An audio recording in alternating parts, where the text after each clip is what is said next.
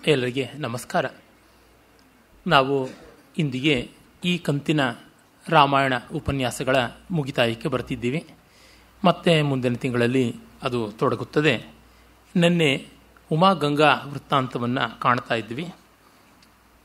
ಮತ್ತು ಗಂಗೆ ಲೋಕಪಾವನಿಯಾಗಿ ಜಗತ್ತಿನ ಮಗಳಾಗಿ ಬೆಳೀತಾಳೆ ಅಂತ ಅದನ್ನು ಹೇಳಿದ್ದೆ. ಸಮಾಜಕ್ಕೆ ಹೇಗೆ ಕೆಲವರು ತೆತ್ತುಕೊಳ್ಳಬೇಕಾಗುತ್ತದೆ ಅಂತನ್ನುವ ಮಾತನ್ನು ಹೇಳಿದ್ದೆ. ಎಷ್ಟೋ ಜನ ಸಂಘಕ್ಕೆ, ರಾಷ್ಟ್ರೀಯ ಸ್ವಯಂ ಸೇವಕ ಸಂಘಕ್ಕೆ ಸೇರುವ ಕಾರ್ಯಕರ್ತರ ಮನೆಗಳಲ್ಲಿ ಹೀಗೆ ಆಗಿರುತ್ತದೆ. ಕೆಲವು ವರ್ಷಗಳಾದರೂ ಪೂರ್ಣಾವಧಿಯ ಪ್ರಚಾರಕರಾಗಿ ಅವರ ಮಕ್ಕಳು, ಅವರ ಮನೆ ಸದಸ್ಯರು ಇರುವಂಥದ್ದು ಹೀಗೆ ಕಾಣಲಿದೆ. ಅದೇ ರೀತಿಯಲ್ಲಿ ಎಷ್ಟೆಷ್ಟೋ ಆಧ್ಯಾತ್ಮಿಕವಾದ, ಸಾಮಾಜಿಕವಾದ ಸೇವಾ ಸಂಸ್ಥೆಗಳಲ್ಲಿ ಹೀಗೆ ವಿಸ್ತೃತವಾದ ಲೋಕಕ್ಕೆ ತೆತ್ತುಕೊಳ್ಳೋದಕ್ಕೆ ಕೆಲವರು ಮೀಸಲಾಗಿ ಇಡ್ತಾರೆ ಅನ್ನೋ ಮಾತನ್ನು ಹೇಳಿದ್ದೆ. ಆಮೇಲೆ ಮತ್ತೊಬ್ಬ ಮಗಳು ಉಮೆ, ಅವಳನ್ನು ಶಿವನಿಗೆ ಮದುವೆ ಮಾಡಿಕೊಡುವಂಥ ವಿವರ ಇಲ್ಲಿ ಬರುತ್ತದೆ. ಆದರೆ ಅದು ಬಹಳ ದೊಡ್ಡ ಕಥೆಯಾಗಿ ಬೆಳೆದುಕೊಳ್ಳಲ್ಲ. ಮಹಾಕವಿ ಕಾಳಿದಾಸ ತುಂಬ ಸೊಗಸಾಗಿ ಸ್ವೋಪಜ್ಞವಾದ ದರ್ಶನದಿಂದಲೇ ಅದನ್ನು ಅತ್ಯಂತ ರಮಣೀಯ, ಮನೋಹರವಾದ ಭವ್ಯ ಕಾವ್ಯವಾಗಿ ರೂಪಣ ಮಾಡಿದ್ದಾನೆ. ಕುಮಾರ ಸಂಭವ ಎಷ್ಟೋ ಬಾರಿ ಈ ವೇದಿಕೆಯಲ್ಲಿ ಅದರ ಪ್ರಸ್ತಾವ ಮಾಡಿರುವ ಕಾರಣ ಇಲ್ಲಿ ಮತ್ತೆ ನಾನು ಆ ಕಥೆಯನ್ನು ಪ್ರಸ್ತಾವಿಸಬೇಕಿಲ್ಲ, ವಿಸ್ತರಿಸಬೇಕೂ ಇಲ್ಲ. ಆಮೇಲೆ ತಾರಕಾಸುರನ ಸಂಹಾರ ಮಾಡೋದಕ್ಕೆ ಶಿವನ ಮಹಾದೇವನ ಮಗನನ್ನು ಪಡೆಯೋದಕ್ಕೆ ಒಂದು ಅರ್ಹತೆ ಬೇಕು ಅಂತ ಪಾರ್ವತಿ ತಪಸ್ಸು ಮಾಡಿದಳು ಅಂತನ್ನುವ ವಿವರವನ್ನು ನಾವೆಲ್ಲಿ ನೋಡ್ತೀವಿ. ಆದರೆ ದೇವತೆಗಳಿಗೆ ಕಾಲಪಾಕದಲ್ಲಿ ನಂಬಿಕೆ ಇಲ್ಲ. ಅವರಿಗೆ ಅವಸರದ ಅಡಿಗೆ ಆಗಬೇಕು ಅಂತ. ಶಿವಪಾರ್ವತಿಯರ ಸಂತಾನವಾಗಿ ಯಥಾಕಾಲದಲ್ಲಿ ಸ್ಕಂದ, ಸುಬ್ರಹ್ಮಣ್ಯ, ಕುಮಾರ ಹುಟ್ಟಿ ತಾರಕಾಸುರ ಸಂಹಾರ ಮಾಡೋದು ಅಂತಂದರೆ ಅವರಿಗೆ ಆ ಮಟ್ಟದಲ್ಲಿ ತಾಳ್ಮೆ ಇಲ್ಲ. ಮತ್ತೆ ಹೋಗಿ ಶಿವನನ್ನು ಬೇಡಿಕೊಳ್ತಾರೆ. ಶಿವ ಅವನು ಭಕ್ತ ವಶಂಕರ, ಭಕ್ತರ ಪರಾಧೀನವಾದಂಥವನು. ಅವನನ್ನು ಒಲಿಸಿಕೊಳ್ಳೋದು ಬಹಳ ಸುಲಭ ಅಂತಲೂ ಎಷ್ಟೋ ಬಾರಿ ನಮಗೆ ಗೊತ್ತಾಗುತ್ತದೆ. ಅದರಿಂದಲೇ ಅವನ ಹೆಸರುಗಳಲ್ಲಿ ಒಂದು ಆಶುತೋಷ ಅಂತ, ಬೇಗನೆ ತೃಪ್ತಿ ಪಡತಕ್ಕಂಥವನು, ಸಂತೋಷಗೊಳ್ಳತಕ್ಕಂಥವನು ಅಂತ. ಇದೇ ಕಾವ್ಯದಲ್ಲಿ ಮುಂದೆ ನಾವು ಭಗೀರಥನ ಪ್ರಯತ್ನ ನೋಡುವಾಗ ದೇವಗಂಗೆಯನ್ನು ಬರಮಾಡಿಕೊಳ್ಳೋದಕ್ಕೆ ಬ್ರಹ್ಮನನ್ನು ಒಲಿಸಿಕೊಳ್ಳೋಕ್ಕೆ 1000 ವರ್ಷ ತಪಸ್ಸು ಮಾಡಿದ, ಶಿವನನ್ನು ಒಂದೇ ವರ್ಷದಲ್ಲಿ ತಪಸ್ಸು ಮಾಡಿ ಒಲಿಸಿಕೊಂಡ ಅಂತ. ಅಗ್ಗವಾದ ದೇವರು ಅಂತಲ್ಲ ಶಿವ. ಪ್ರಾಕೃತ ಭಾಷೆಯಲ್ಲಿ ಅಗ್ಗ ಅಂದರೆ ಅಗ್ರ ಅಂತ ಅರ್ಥ ಇದೆ. ಘನತೆ ಉಳ್ಳಂಥವನೇ, ಸಂದೇಹವಿಲ್ಲ.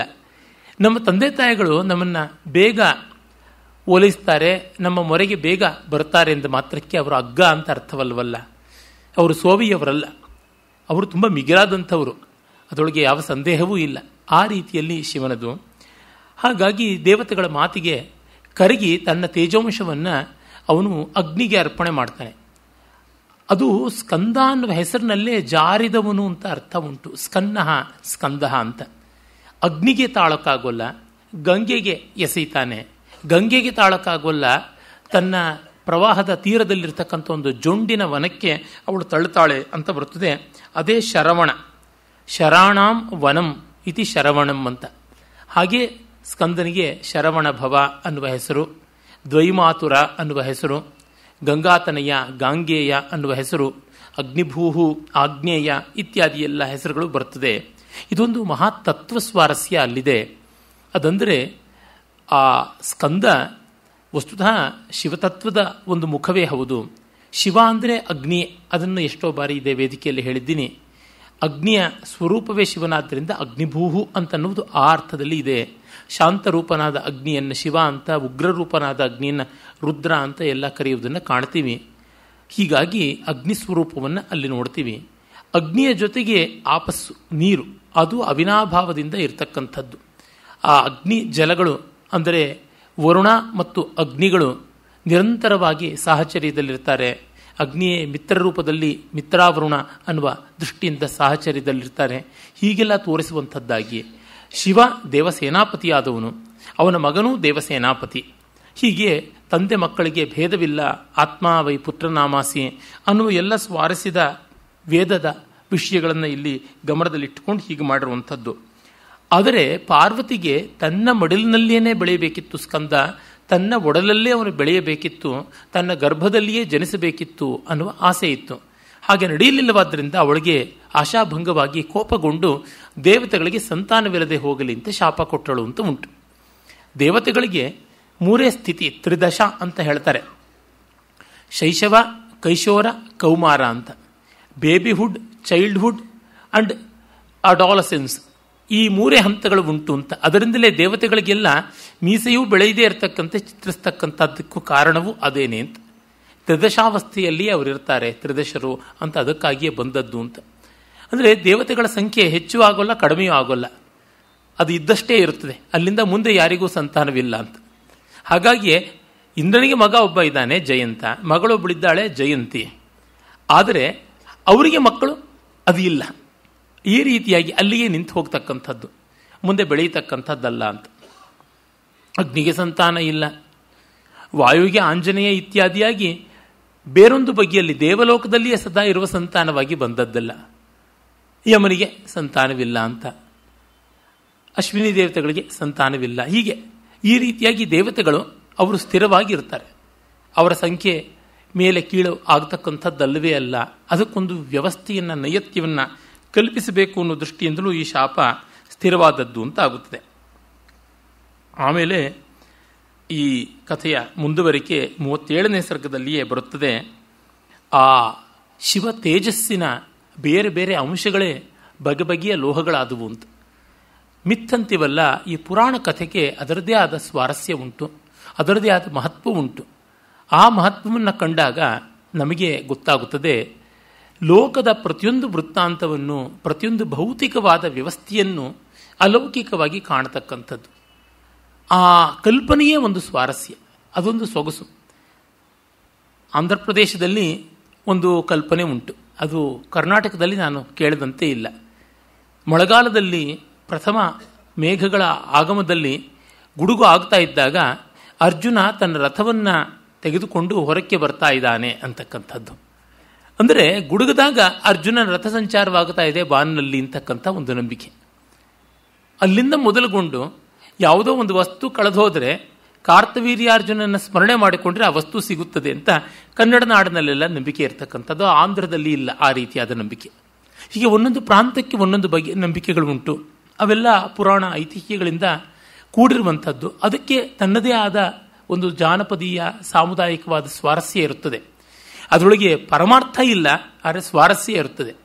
ಪರಮಾರ್ಥ ಎಲ್ಲದರೊಳಗೂ ಹುಡುಕ್ತಾ ಹೋದರೆ ನಮಗೇನು ಸಿಗೋಲ್ಲ. ಅಷ್ಟು ಮಾತ್ರವಲ್ಲ, ಇರುವ ಸ್ವಾರಸ್ಯವೂ ಹಾಳಾಗುತ್ತದೆ. ಒಂದು ಹೂವನ್ನು ದಳದಳವೂ ಬಿಡಿಸಿ ನೋಡಿದಾಗ ನಮಗೆ ಹೂವಿನ ಬಗ್ಗೆ ಜ್ಞಾನ ಏನಾದರೂ ಹೆಚ್ಚಾದೀತೋ ಏನೋ ಗೊತ್ತಿಲ್ಲ, ಆದರೆ ಆ ಸೌಂದರ್ಯ ಮಾತ್ರ ನಷ್ಟವಾಗುತ್ತದೆ. ಈ ದೃಷ್ಟಿಯಿಂದಲೇ ಪುರಾಣ ಕಥೆಗಳನ್ನು ಎಷ್ಟೋ ಬಾರಿ ನಾವು ಗಮನಿಸಿಕೊಳ್ಬೇಕಾಗುತ್ತದೆ. ಇಲ್ಲ ಆದರೆ ಸ್ವಾರಸ್ಯ ನೋಡಿ. ಜಾತರೂಪ ಮಿತಿಖ್ಯಾತಂ ತದಾ ಪ್ರಭೃತಿ ರಾಘವ ಸುವರ್ಣಂ ಪುರುಷವ್ಯಾಘ್ರ ಹುತಾಶನ ಸಮಪ್ರಭಂ. ಆ ಹೊತ್ತಿನಿಂದ ಬಂಗಾರವನ್ನು ಜಾತರೂಪ ಅಂತ ಕರೆಯೋದಕ್ಕೆ ಆರಂಭ ಮಾಡಿದ್ರು ಅಂತ. ಬಂಗಾರ ಅದಕ್ಕಿರುವ ಹಲವು ಪರ್ಯಾಯ ಪದಗಳಲ್ಲಿ ಒಂದು ಜಾತರೂಪ ಅಂತ, ಹುಟ್ಟಿದ್ದೇ ಅದರ ಕೊನೆಯ ರೂಪ ಅಂತ. ಅದು ಅದರಿನ ರೂಪದಲ್ಲಿ, ಓವರ್ ಫಾರ್ಮ್ನಲ್ಲಿ ಸಿಗುವಂಥದ್ದಲ್ಲ. ಹಾಗಾಗಿದು ಜಾತಮೇವ ಅಂತಿಮಂ ರೂಪಮಿತಿ ಜಾತರೂಪಂ ಅಂತಕ್ಕಂಥದ್ದು.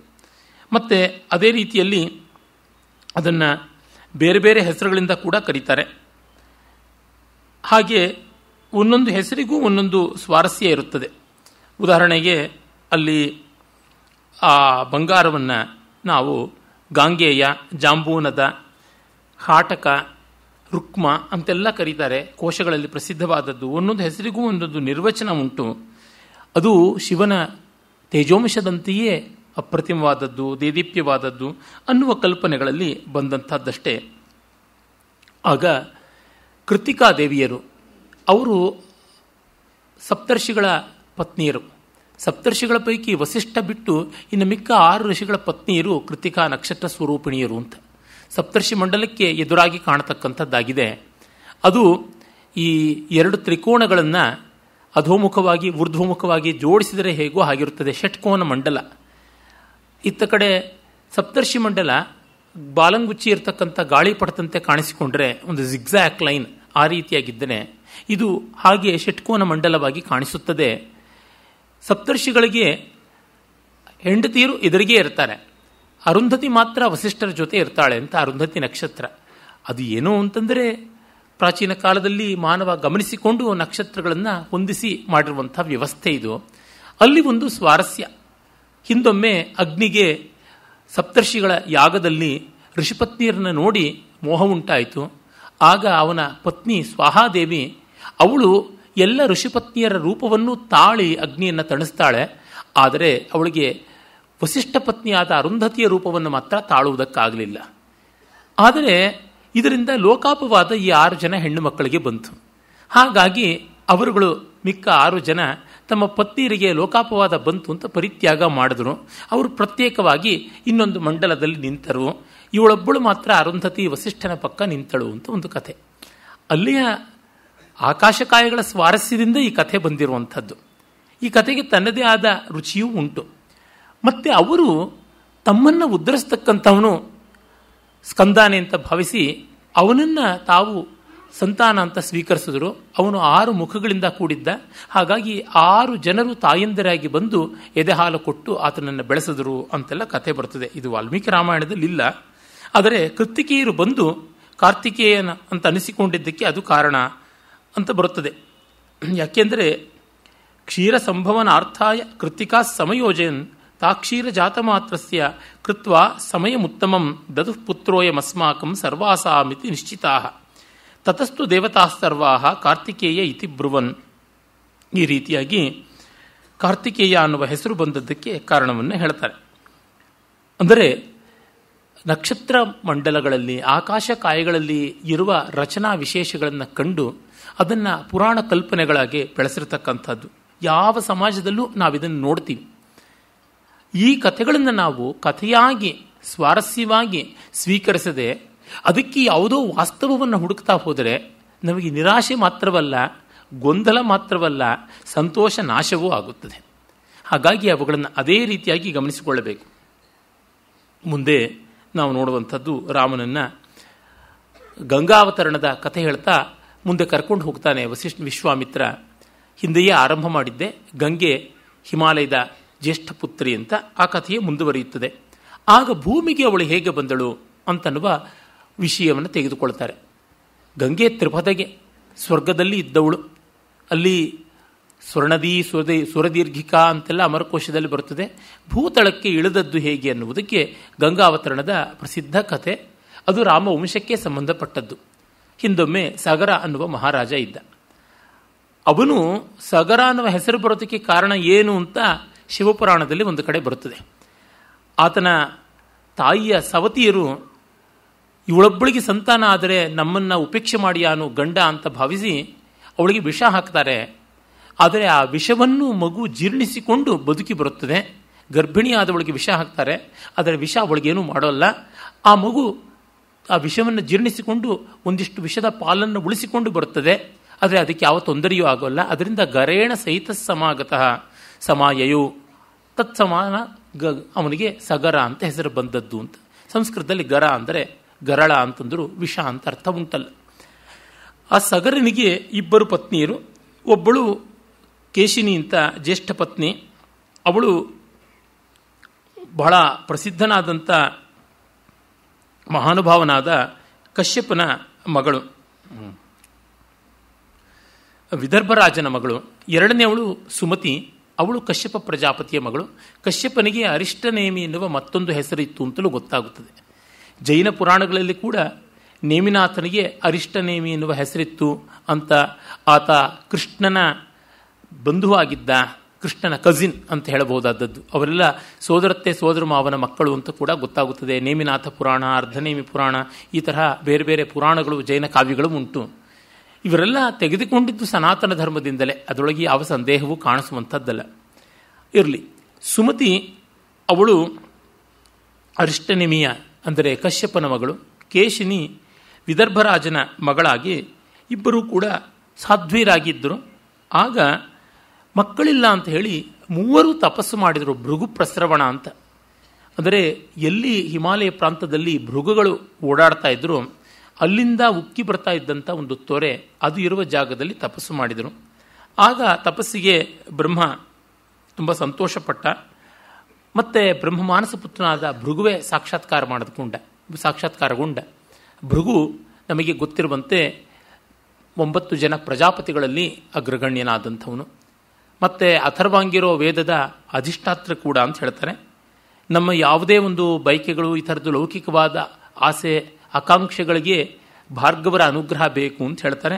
ಆ ಥರ ಭೃಗು ಅವರ ತಪಸ್ಸಿಗೆ ಮೆಚ್ಚುತ್ತಾರೆ. ಸಾಮಾನ್ಯವಾಗಿ ಒಬ್ಬರು ಯಾರೇ ಆಗಲಿ ಋಷಿಗಳನ್ನು ಕುರಿತು ತಪಸ್ಸು ಮಾಡುವುದು ವಿರಳ. ಇಲ್ಲಿ ಒಂದು ಕಡೆ ಬರ್ತದೆ. ಹಾಗೆ ನಾವು ನೋಡ್ತಕ್ಕಂಥದ್ದು ಜರಾಸಂಧನ ತಂದೆ ಕೂಡ ಅದೇ ರೀತಿಯಲ್ಲಿ ತಪಸ್ಸು ಮಾಡಿದ ಬೃಹದಶ್ವ ಅಂತ ಕೂಡ ಗೊತ್ತಾಗುತ್ತದೆ. ಒಟ್ಟಿನಲ್ಲಿ ಋಷಿಗಳಿಗೂ ಕೂಡ ನಿಗ್ರಹಾನುಗ್ರಹ ಸಾಮರ್ಥ್ಯ ಇದೆ ಅಂತ ಈ ಕಥೆ ಮತ್ತೆ ತಿಳಿಸುತ್ತದೆ. ಆಗ ಅವರಿಬ್ಬರಿಗೆ ಒಂದು ಕೋರಿಕೆ ಇಡ್ತಾನೆ ಭೃಗು ಮಹರ್ಷಿ. ಯಾರಿಗೆ ಕುಲೋದ್ಧಾರಕನಾದ ಸಂತಾನ ಬೇಕು, ಕುಲವನ್ನು ಮುಂದುವರಿಸೋರು, ಮತ್ತು ಯಾರಿಗೆ ಕೀರ್ತಿದಾಯಕರಾದ ಸಂತಾನ ಬೇಕು ಅಂತ. ಅಂದರೆ ಕುಲವನ್ನು ಮುಂದುವರಿಸ್ತಾನೆ ಅಂತಂದರೆ ಅವನೇನು ದೊಡ್ಡ ಕೆಲಸ ಮಾಡದೇ ಇರಬಹುದು. ಡಿ ವಿ ಜಿಯವರು ಅವರ ಜ್ಞಾಪಕ ಚಿತ್ರ ಶಾಲೆಯಲ್ಲಿ ಅವರ ಪೂರ್ವಜರ ಬಗ್ಗೆ ಬರೀತಾ ಕೊನೆಯ ಸಂಪುಟದಲ್ಲಿ ಹೇಳ್ತಾರೆ, ನಮ್ಮ ಪೂರ್ವಜರು ಯಾರೂ ದೊಡ್ಡ ದೊಡ್ಡ ಹೆಸರುಗಳು ಮಾಡಿದವರಲ್ಲ, ಏನೂ ಅಲ್ಲ, ಅವರು ಯಥಾ ಬದುಕಿದವರು, ಸಮೃದ್ಧವಾಗಿ ಸಂತಾನ ಮಾಡಿದವರು ಅಂತ ವಿನೋದ ಮಾಡ್ತಾರೆ. ಹಾಗೆ ವಂಶ ಮುಂದುವರಿಸ್ತಕ್ಕಂಥದ್ದು. ದೇ ಆಲ್ಸೋ ರ್ಯಾನ್ ಅಂತ ಇರುತ್ತಲ್ಲ ಒಂದು ಕ್ಯಾಟಗರಿ. ರನ್ನಿಂಗ್ ರೇಸಲ್ಲಿ ಫಸ್ಟು, ಸೆಕೆಂಡು, ಥರ್ಡು ಆದಮೇಲೆ ಮಿಕ್ಕವರು ಅವ್ರ ಹಿಂದೆ ಓಡಿ ಬರ್ತಾರೆ. ಅವ್ರು ಎಷ್ಟನೇವರು ಅಂತ ಯಾರೂ ಲೆಕ್ಕ ಇಡೋದು ಇಲ್ಲ. ಆ ರೀತಿಯಾಗಿ ಹಾಗೆ ಒಬ್ಬ ಕುಲವನ್ನು ಮುಂದುವರಿಸುವ ಮಗ ಬೇಕೆ ಅಥವಾ ಅಮಿತ ಕೀರ್ತಿಯನ್ನು ತಂದು ಕೊಡ್ತಕ್ಕಂಥ ಮಕ್ಕಳು ಬೇಕೆ ಅಂತ. ಆಗ ಕೇಶಿನಿ ನನಗೆ ಕುಲೋದ್ಧಾರಕನಾದ ಪುತ್ರ ಬೇಕು ಅಂತಾಳೆ. ಎರಡನೇವಳು ನನಗೆ ಕೀರ್ತಿಪ್ರದರಾದ ಮಕ್ಕಳೇ ಬೇಕು ಅಂತ. ಆಗಲೇ ಕೇಶಿನಿಗೆ ಅಸಮಂಜ ಅಥವಾ ಅಸಮಂಜಸ ಅಂತ ಮಗ ಹುಟ್ಟುತ್ತಾನೆ. ಸುಮತಿಗೆ ಒಂದು ಮಹಾ ಸಂತಾನ ಸಮುಚ್ಚಯ, ಅದು ಒಂದು ಅಗ್ರಿಗೇಟ್ ಅಂತ ಹೇಳಬಹುದು. ಈ ಹಣ್ಣು ಹಂಪಲುಗಳಲ್ಲೆಲ್ಲ ಬರುತ್ತದೆ, ಬೆರ್ರಿ, ಅಗ್ರಿಗೇಟ್ ಅಂತೆಲ್ಲ ಹೇಳಿಬಿಟ್ಟಿದ್ದನುವೆ. ಕಾಂಪ್ಲೆಕ್ಸ್, ಸಿಂಪಲ್, ಕಾಂಪೌಂಡ್, ಈ ಥರ ಎಲ್ಲ ಹಣ್ಣುಗಳನ್ನು ವಿಭಾಗ ಮಾಡ್ತಾರೆ. ಆ ಹಲಸೆ ಹಣ್ಣು ಇತ್ಯಾದಿ ಆಗೆಲ್ಲ ಒಂದೇ ತೊಳೆ ಒಂದು ಹಣ್ಣಿನ ಲೆಕ್ಕಕ್ಕೆ ಬರುತ್ತೆ. ಇಡೀ ಹಣ್ಣು ಸೇರಿ ಅದೊಂದು ಮಹಾಫಲ ಸಮುಚ್ಚಯ. ಆ ರೀತಿಯಾದಂಥ ಒಂದು ಮಕ್ಕಳ ಸಮುಚ್ಚಯವನ್ನು ಅವಳು ಹೆರ್ತಾಳೆ. ಮತ್ತು ಅದನ್ನು ತುಪ್ಪದ ಭಾಂಡಗಳಲ್ಲಿ ಇಟ್ಟು ಕಾಪಾಡ್ತಾರೆ ಅಂತ ಮಹಾಭಾರತದ ಕೌರವರ ಜನನವನ್ನು ಹೋಲ್ತಕ್ಕಂಥ ರೀತಿ ಅವಳಿಗೆ 60,000 ಮಕ್ಕಳಾದರು ಅಂತ. ಇಲ್ಲೆಲ್ಲ ಸಂಖ್ಯೆಗೆ ಯಾವ ದೊಡ್ಡ ಬೆಲೆಯೂ ಇಲ್ಲ. ನಮ್ಮ ಪುರಾಣ ಕಥೆಗಳಲ್ಲಿ ತುಂಬ ಜನಕ್ಕೆ ಇದೊಂದೇ ಈ ಥರದ್ದೇ ತಲೆನೋವುಗಳು, ಸಮಸ್ಯೆಗಳು ಬರ್ತದೆ. ನನಗಂತೂ ನಖಶಿಕಾಂತ ಉರಿ ಕೋಪ ಬಂದುಬಿಡುತ್ತೆ ಅಂತ ಪ್ರಶ್ನೆಗಳನ್ನು ಕೇಳಿದ್ರೆ. ದಯವಿಟ್ಟು ನೀವು ಯಾರೋ ಕೇಳಬೇಡಿ. ಕೇಳಿದ್ರೆ ಮೊದಲು ಒಂದಷ್ಟು ಅಷ್ಟೋತ್ತರ ಶತನಾಮ ಸಹಸ್ರಾರ್ಚನೆಗಳನ್ನು ಮಾಡಿ ಆಮೇಲೆ ಏನಾದರೂ ಉತ್ತರ ಹೇಳಿದ್ರೆ ಹೇಳಿ, ಏನು ಇಲ್ಲದಿದ್ದರೆ ಇಲ್ಲ. ಏಕೆಂದರೆ ಅದು ತುಂಬ ತುಂಬ ನಿಕೃಷ್ಟವಾದದ್ದು. ಅವುಗಳಿಗೆ ಒಂದು ಕವಡೆ ಕಾಸಿನ ಕಿಮ್ಮತ್ತೂ ಇಲ್ಲ. ಅದನ್ನು ನೋಡ್ತಾ ಬಂದರೆ ನಮ್ಮ ಕಾವ್ಯಗಳೇ ನಾಶವಾಗುತ್ತದೆ. ಆದರೆ ಎಷ್ಟೋ ಜನ ಭಾಷಣಕಾರರಿಗೆ ಸಂಖ್ಯೆಯ ವ್ಯಾಧಿ ಉಂಟು. ಬನ್ನಂಜೆ ಅಂತ ಮಹಾವಿದ್ವಾಂಸರಿಗೂ ಉಂಟು ಅದು. ಆ ಸಂಖ್ಯೆ ಇಂಥದ್ದು, ಈ ಸಂಖ್ಯೆ ಅಂಥದ್ದು ಅಂತ. ಪರಮಾರ್ಥವಾಗಿ ಏನೂ ಇಲ್ಲ. ಏನಂದರೆ ವಿಸ್ತರಿಸಿಕೊಂಡು ಹೋಗಬೇಕಾಗುತ್ತದೆ, ಭಾಷಣವನ್ನು ಬೆಳೆಸಬೇಕಾಗುತ್ತದೆ, ಜನರ ಈ ಕುತೂಹಲಗಳನ್ನು ತಣಿಸಬೇಕಾಗುತ್ತೆ. ಅದೊಂದು ಎಂಟರ್ಟೈನ್ಮೆಂಟ್ ಇಂಡಸ್ಟ್ರಿ ಅಷ್ಟೇ, ಇನ್ನೇನೂ ಅಲ್ಲ. ತತ್ವ ಕಥಾ ಸ್ವಾರಸ್ಯ, ಮಾನವ ಜೀವಭಾವ ಸ್ವಾರಸ್ಯ ಅದು ಬಹಳ ಉಂಟು. ಎಲ್ಲ ಸಂಖ್ಯೆಗೂ ಯಾವುದೋ ಒಂದು ಕನೆಕ್ಷನ್ ಕೊಡಬಹುದು. ಅದು ಗುಣಾಕ್ಷರ ನ್ಯಾಯದಿಂದ ಗತಾನುಗತಿಕವಾಗಿ ಕಾಕತಾಲೀಯ ನ್ಯಾಯ ಇದೆಯಲ್ಲ, ಅದರಂತೆ ಏನೂ ಆಗುತ್ತದೆ. ಅದರಿಂದ ಪುಣ್ಯವಿಲ್ಲ, ಪುರುಷಾರ್ಥವಿಲ್ಲ. ಅಹಂಕಾರ ತಣಿಸಿಕೊಳ್ಳೋದಕ್ಕೆ ಎಂತೆಂಥದ್ದು ಆಗುತ್ತದೆ. ಆತ್ಮ ತಣಿಯೋದಕ್ಕೆ ಯಾವುದೂ ಬರ್ತಕ್ಕಂಥದ್ದಲ್ಲ. ಹಾಗಾಗಿ ಯಾರು ಎಷ್ಟು ಕಾಲ ಬದುಕಿದ್ರು, ಯಾರ ಧ್ವಜ ಯಾವ ಬಣ್ಣದ್ದು, ಯಾರು ಎಲ್ಲಿ ಹುಟ್ಟಿದ್ರು, ಎಲ್ಲಿ ಸತ್ತರು, ಇವರು ಹೋಗಿ ತಿಥಿ ಮಾಡಬೇಕೆ? ಅದೆಲ್ಲ ಅಲ್ಲ. ಬದುಕಿನ ಬಗೆ ಹೇಗಿತ್ತು, ಬಾಳ್ವೆ ಹೇಗಿತ್ತು, ಆ ಸೊಗಸು ಬಹಳ ಮುಖ್ಯವಾದದ್ದು. ಒಂದು ಕಾಲದಲ್ಲಿ ಜನಕ್ಕೆ ಮನೋಧರ್ಮ ಬೇರೆ ಇತ್ತು. ಹಾಗಾಗಿ ಅವರು ಇಂಥದ್ದನ್ನೆಲ್ಲ ಕಟ್ಟಿಕೊಂಡು ಸಂತೋಷ ಪಡ್ತಾ ಇದ್ದಿರಬಹುದು. ಈ ಕಾಲದಲ್ಲಿ ಅದು ಯಾವುದೂ ಸಂತೋಷ ಸಿಗೋಲ್ಲ. ಯಾಕೆಂದರೆ ತದ್ವಿರುದ್ಧವಾದದ್ದು ಇನ್ನೊಂದು ಪುರಾಣದಲ್ಲಿಯೋ, ಮತ್ತೊಂದು ಪುಣ್ಯಕಥೆಯಲ್ಲಿಯೋ, ಇನ್ನೊಂದು ಸ್ಥಳ ಪುರಾಣದಲ್ಲಿಯೋ, ಮತ್ತೊಂದು ಐತಿಹ್ಯದಲ್ಲಿಯೋ ಇದ್ದೇ ಇರುತ್ತದೆ. ನೀವು ಯಾವುದೇ ಒಂದು ಕಥೆ ಹೇಳಿ, ಅದಕ್ಕಿಂತ ಭಿನ್ನವಾದ ಒಂದು ಕಥೆಯನ್ನು ನಾನು ಎಲ್ಲಾದರೂ ಒಂದು ಕಡೆ ತೋರಿಸಬಲ್ಲೆ. ಅಷ್ಟರ ಮಟ್ಟಿಗೆ ಸೆಲ್ಫ್ ಕಾಂಟ್ರಡಿಕ್ಟಿಂಗ್ ಆಗಿ ಕಾಣಿಸುತ್ತವೆ ನಮ್ಮ ಪುರಾಣ ಕಥೆಗಳು. Superficially they are highly contradicting and confusing and of course becoming meaningless at many times. ಆದರೆ ಅವುಗಳನ್ನು ಉಪೇಕ್ಷೆ ಮಾಡಿ ನೋಡಿದರೆ ನಮಗೆ ಸ್ವಾರಸ್ಯ ಸಿಗುತ್ತದೆ. ಅವುಗಳಿಗೆ ಕಸರತ್ತು ಮಾಡಿಕೊಂಡು ಸಮನ್ವಯ ಮಾಡುವಂಥದ್ದು ಹಾಸ್ಯಾಸ್ಪದ. ಈ ಕಾಲಕ್ಕಂತೂ ಪರಮ ಹಾಸ್ಯಾಸ್ಪದ. ಒಂದು ಕಾಲಕ್ಕೆ ಅದನ್ನು ತುಂಬ ಅದ್ಭುತ ಸಮನ್ವಯ ಅಂತಿದ್ರು. ಈ ಕಾಲಕ್ಕೆ ಅದನ್ನು ಯಾರೂ ಕೂಡ ವಿವೇಕಿಗಳು ಗಮನಿಸೋದಿಲ್ಲ. ಆ ಥರ ಸಮನ್ವಯ ಮರಳಿನಲ್ಲಿ ಕಟ್ಟಿದಂಥ ಮನೆ ಇದ್ದಂತೆ. ನಿಲ್ಲುವಂಥದ್ದೇ ಅಲ್ಲ. ಹಾಗಾಗಿ ಅಂಥ ಕಡೆಗೆ ಕೈ ಚಾಚಬಾರದು. ಡಿ ವಿ ಜಿಯವರಾಗಲಿ, ರಂಗನಾಥ್ ಶರ್ಮರಂಥವರಾಗಲಿ ಅದನ್ನು ತುಂಬ ತುಂಬ ಪ್ರಾಮಾಣಿಕವಾಗಿ ತಿರಸ್ಕರಿಸಿದ್ದಾರೆ.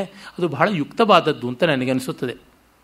ಆದರೆ ಪಾಮರಾಸಕ್ತಿ ಇದರೊಳಗೆ ಇದೆ. ಯಾಕೆಂದರೆ ಕ್ವಿಜ್ ಕಾಂಟೆಕ್ಸ್ಟ್ ಥರ ಇನ್ನು ಯಾರಿಗೂ ಈ ಪ್ರಶ್ನೆ ಕೇಳಿ ತಲೆ ಕೆಡಿಸ್ಬೋದಲ್ವ. ಯಕ್ಷಗಾನಗಳಲ್ಲಿ ತಾಳಮದ್ದಳೆ ಅಂತ ಒಂದು ವಿಭಾಗದಲ್ಲಂತೂ ಇವುಗಳೇ ಜಾಸ್ತಿ. ನನಗೆ ತುಂಬ ಜನ ಯಕ್ಷಗಾನ ಕಲಾವಿದರು ಫೋನ್ ಮಾಡಿ ಈ ಥರದ್ದು ಏನೇನೋ ಕೀಲಕಗಳನ್ನು ಕೇಳ್ತಾ ಇರ್ತಾರೆ. ಒಂದು ವರ್ಷ ಬೈದ ಮೇಲೆ ಉತ್ತರ ಕೊಡ್ತಕ್ಕಂಥದ್ದು. ಕುಶಲ ಪ್ರಶ್ನೆಯೂ ಆಮೇಲೆ ಮಾಡ್ತೀನಿ. ನಿಮಗೆ ಇನ್ನೇನು ಸಿಗಲಿಲ್ವಾ, ಈ ತಲೆ ಬೋಳಿಸ್ತಕ್ಕಂಥದ್ದು ಬಿಟ್ಟರೆ ಮತ್ತೆ ಯಾವುದೂ ಗೊತ್ತಾಗಲಿಲ್ವಾ, ಈ ಥರದ್ದೆಲ್ಲ ಮಾತುಗಳನ್ನು ಅಡಿಗೆ ಹೇಳ್ತೀನಿ. ಏಕೆಂದರೆ ರಸಭಾವ ಸಮನ್ವಿತವಾಗಿ ಅಭಿನಯ ಮಾಡಬೇಕಾದ ಸಂದರ್ಭದಲ್ಲಿ ಇವುಗಳಿಗ ಬೆಲೆ ಕೊಡ್ತಕ್ಕಂಥದ್ದು. ಹಾಗಾಗಿ ವಿಪುಲ ಹೃದಯಾಭಿಯೋಗೆ ಖಿದ್ಯತಿ ಕಾವ್ಯೆ ಜಡೌನ ಮೂರ್ಖ್ಯೇಸ್ವೆ ಅದನ್ನು ನಾವು ಗಮನಿಸಬೇಕಾಗುತ್ತದೆ. ನೀವೀ ವಿಮೋಕ್ಷ ವೇಳಾಯಾಮ್ ವಸ್ತ್ರೋತ್ಪತ್ತಿ ವಸ್ತ್ರಮೂಲ್ಯ ವಿಚಿಂತಕ ಅಂತೆಲ್ಲ ಉಂಟು ಈ ಥರ ಮನೋಧರ್ಮದವರಿಗೆ. ಆದರೆ ಪ್ರವಚನಕಾರರಿಗೆ, ಈ ಪುರಾಣ ಕೋಲಾಹಲ ಮಾಡುವವರಿಗೆ ಇದು ರಸ್ತಾಳೆ ಕಬ್ಬು ಅಂತ. ಆದರೆ ಅದು ನೋಡಿದ್ರೆ ಬಿದಿರೂ ಅಲ್ಲ, ಎಕ್ಕದ ಗಿಡದ ತುಂಡುಗಳಷ್ಟೇ. ಬಾಯೆಲ್ಲ ಹುಣ್ಣು ವ್ರಣ ಆಗೋದು ಬಿಟ್ಟರೆ ಮತ್ತಿನ್ನೆಂಥದ್ದೂ ಇಲ್ಲ. ಪಾಮರ ರಂಜನೆಗೆ ಈ ಹೀಗೂ ಉಂಟೆ ಹಾಗೂ ಉಂಟೆ ಬೃಹತ್ ಬ್ರಹ್ಮಾಂಡ ಈ ಥರ ಕೆಟ್ಟದಾದಂಥ ದೂರದರ್ಶನದ ವ್ಯಾಧಿಗಳಿಗೆ ಇವೆಲ್ಲ ಸೊಗಸಾಗಿರ್ತಕ್ಕಂಥ ವೈರಸ್ಗಳಾಗಿ ಒದಗಿ ಬರ್ತವೆ ಅಷ್ಟೇ, ಇನ್ನೇನೂ ಇಲ್ಲ ಅಂತ ನಿರ್ದಾಕ್ಷಿಣ್ಯವಾಗಿ ಹೇಳ್ತೀನಿ. ಏಕೆಂದರೆ ಇದನ್ನು ಕಂಡವರಿಲ್ಲ, ಕೇಳಿದವರಿಲ್ಲ, ಅದು ತಪ್ಪಾ ಸರಿಯಾ ಅಂತ ವೆರಿಫೈ ಮಾಡೋರಿಲ್ಲ. ಶ್ರವಣಕುಮಾರನ ತಂದೆ ಯಾರು, ತಾಯಿ ಯಾರು, ಇದರ ಬಗ್ಗೆ ಅಂತೂ ಒಂದು 4-5 ವರ್ಷಗಳ ಹಿಂದೆಯಿಂದ ಒಳ್ಳೆ ಕಾಳ್ಗಿಚ್ಚು ವ್ಯಾಧಿ ಏಡ್ಸ್ ಬಂದಷ್ಟು ಎಲ್ಲ ಕಡೆಗೂ ಕೋಲಾಹಲ ಹಬ್ಬಿತ್ತು. ಅದು ಯಾವ ಸ್ಕೂಲಲ್ಲಿ, ಯಾವ ಟೆಕ್ಸ್ಟ್ ಬುಕ್ಕಲ್ಲಿತ್ತೋ, ಯಾವ ಪ್ರೈಸ್ ವಿನಿಂಗ್ ಎಸ್ಸೆ ಕಾಂಪಿಟೇಷನಲ್ಲಿ ಏನು ಗಿಟ್ಟಿಸ್ಕೊಳ್ಬೇಕಾಗಿತ್ತೋ ಗೊತ್ತಿಲ್ಲ. ಅದರಿಂದ ಏನೂ ಇಲ್ಲ. ಅವನ ತಂದೆ ತಾಯಿಗಳ ಹೆಸರು ಏನಾದರೂ ಆಗಲಿ, ಅವನು ಇರಬೇಕು ಅಂದರೆ ಅವನಿಗೊಬ್ಬ ಅಪ್ಪ ಅಮ್ಮ ಇರಲೇಬೇಕು. ಅವನ ಅಪ್ಪ ಅಮ್ಮನ ಸೇವೆ ಮಾಡ್ದ, ಆ ಸೇವೆ ಎಷ್ಟು ದೊಡ್ಡದು ಅದರ ಬಗ್ಗೆ ಅಲ್ಲ ಜ್ಞಾನ. ರಾಮಕೃಷ್ಣ ಪರಮಹಂಸರು ಸೊಗಸಾಗಿ ಹೇಳ್ತಾರಲ್ಲ, ಮಾವಿನ ಹಣ್ಣು ತಿನ್ನೋದಕ್ಕೆ ಅಂತ ತೋಟಕ್ಕೆ ಬಂದವನು ಎಲೆ ಎಣಿಸ್ತಾ ಕೂತ್ಕೋತಾನ ಅಂತ. ಇವುಗಳು ತುಂಬ ಅವಿವೇಕವಾದದ್ದು. ಹಾಗಾಗಿ ಇಲ್ಲೆಲ್ಲ ಅದು ಟೆಸ್ಟ್ ಟ್ಯೂಬ್ ಬೇಬಿಗಳ, ಮತ್ತೊಂದ ಮಗದೊಂದ ಅಂತೆಲ್ಲ ಚರ್ಚೆ ಮಾಡ್ತಕ್ಕಂಥದ್ದು ಹಾಸ್ಯಾಸ್ಪದ ಮಾತ್ರವಲ್ಲ, ಜುಗುಪ್ಸಾವಹ ಕೂಡ ಆಗುತ್ತದೆ. ಇರಲಿ, ಈ ಅಸಮಂಜ ಹೆಸರೇ ತೋರಿಸುವಂತೆ ಅಸಮಂಜಸ ಚಿಕ್ಕ ವಯಸ್ಸಿನಿಂದ ಲೋಕಕಂಟಕನಾಗಿ ಬೆಳೆದ ವಾಲ್ಮೀಕಿಗಳು ಹೇಳ್ತಾರೆ, ಸಚ ಜ್ಯೇಷ್ಠೋ ನರಶ್ರೇಷ್ಠ ಸಗರಸ್ಯಾತ್ಮಸಂಭವ ಬಾಲಾನ್ ಗೃಹೀತ್ವಾತು ಜಲೆ ಸರೈವಾ ರಘುನಂದನ ಪ್ರಕ್ಷಿಪ್ಯ ಪ್ರಾಹಸನ್ನಿತ್ಯಂ ಮಜ್ಜತಸ್ತಾನ್ ನಿರೀಕ್ಷ್ಯ ವೈ ಇವಂ ಪಾಪ ಸಮಾಚಾರ ಸಜ್ಜನ ಪ್ರತಿಪಾದಕ. ಅವನು ಎಳೆ ಮಕ್ಕಳನ್ನು ತೆಗೆದುಕೊಂಡು ಹೋಗಿ ಸರಿಯೂ ನದಿಗೆ ಎಸೆದು ಅವು ಚಿತ್ಕಾರ ಮಾಡ್ತಾ ಒದ್ದಾಡುವುದನ್ನು ನೋಡಿ ಪೈಶಾಚಿಕವಾದ ಸಂತೋಷ ಪಡ್ತಾ ಇದ್ದನಂತೆ. ಇಂಥ ಲೋಕಕಂಟಕ.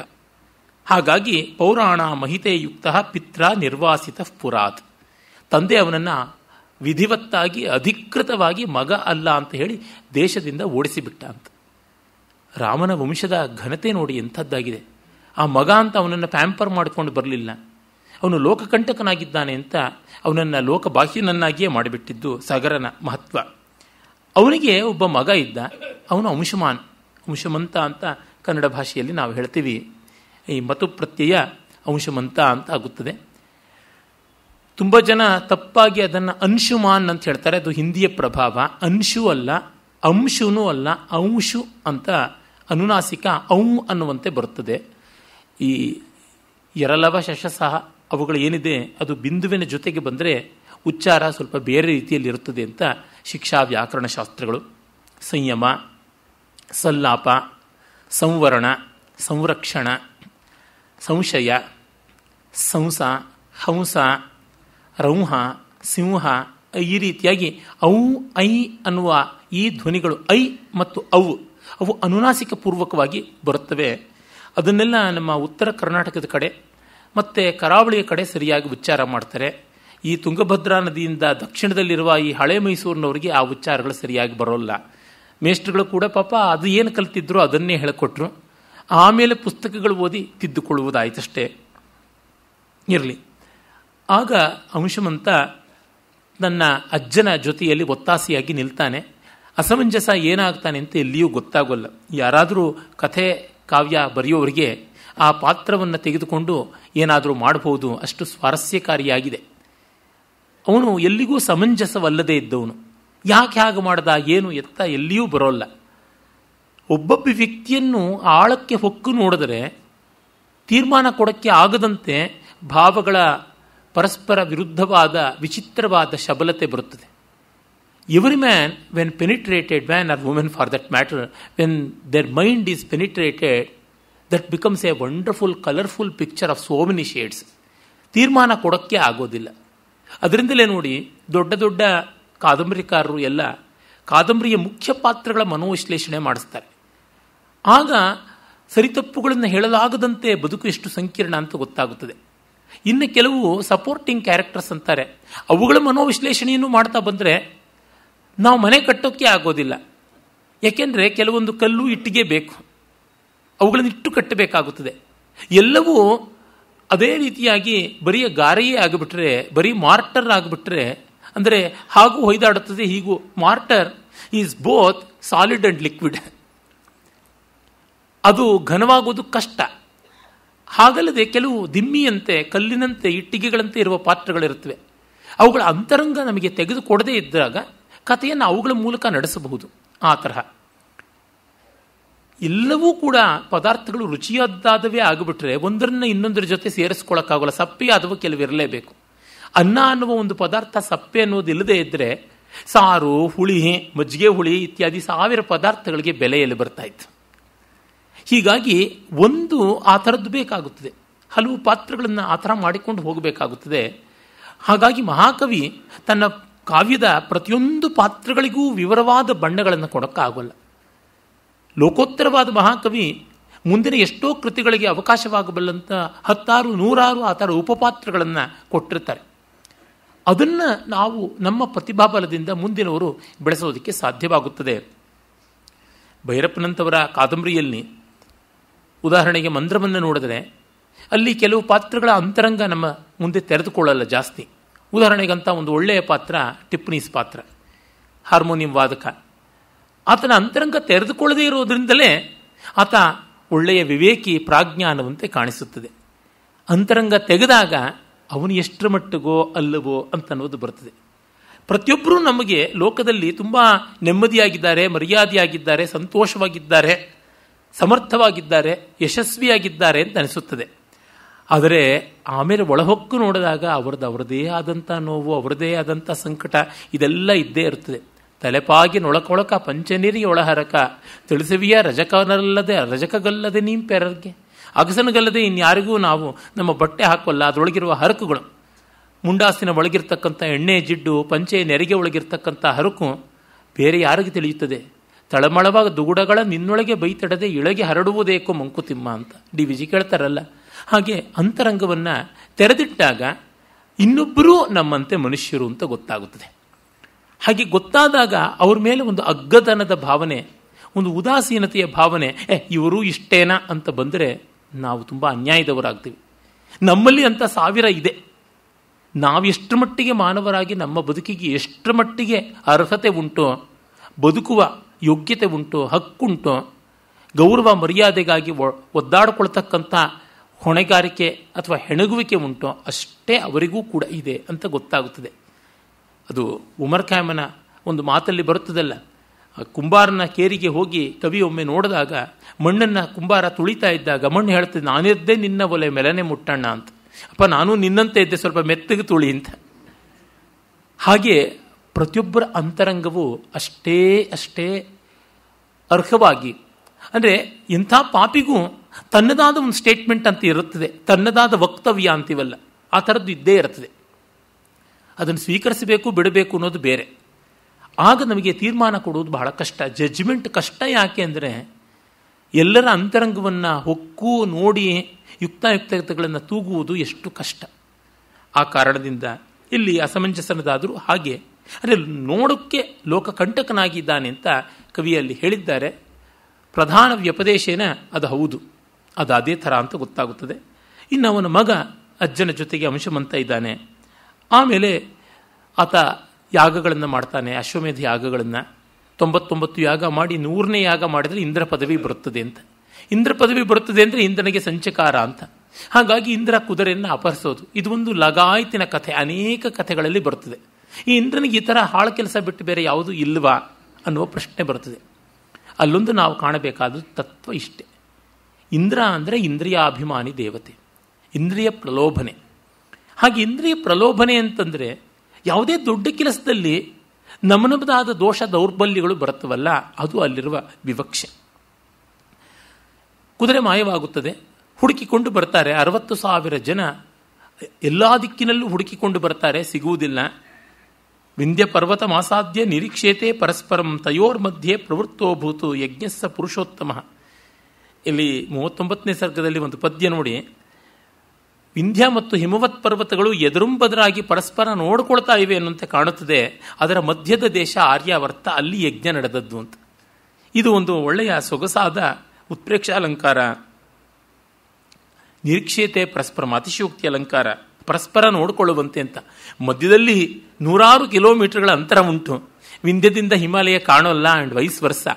ಆದರೆ ಅಷ್ಟು ಎತ್ತರದಲ್ಲಿ ಅವುಗಳು ಪರಸ್ಪರ ಕಂಡು ಅಭಿನಂದಿಸ್ತಾ ಇವೆಯೋ ಎಂಬಂತೆ ಅದರ ಮಧ್ಯದಲ್ಲಿ ಹಿಮವದ್ ವಿಂಧ್ಯಯೋಹೋ ಮಧ್ಯದೇಶ ಆರ್ಯಾವರ್ತ, ಆ ಆರ್ಯಾವರ್ತದಲ್ಲಿ ನಡೆಯುತ್ತದೆ.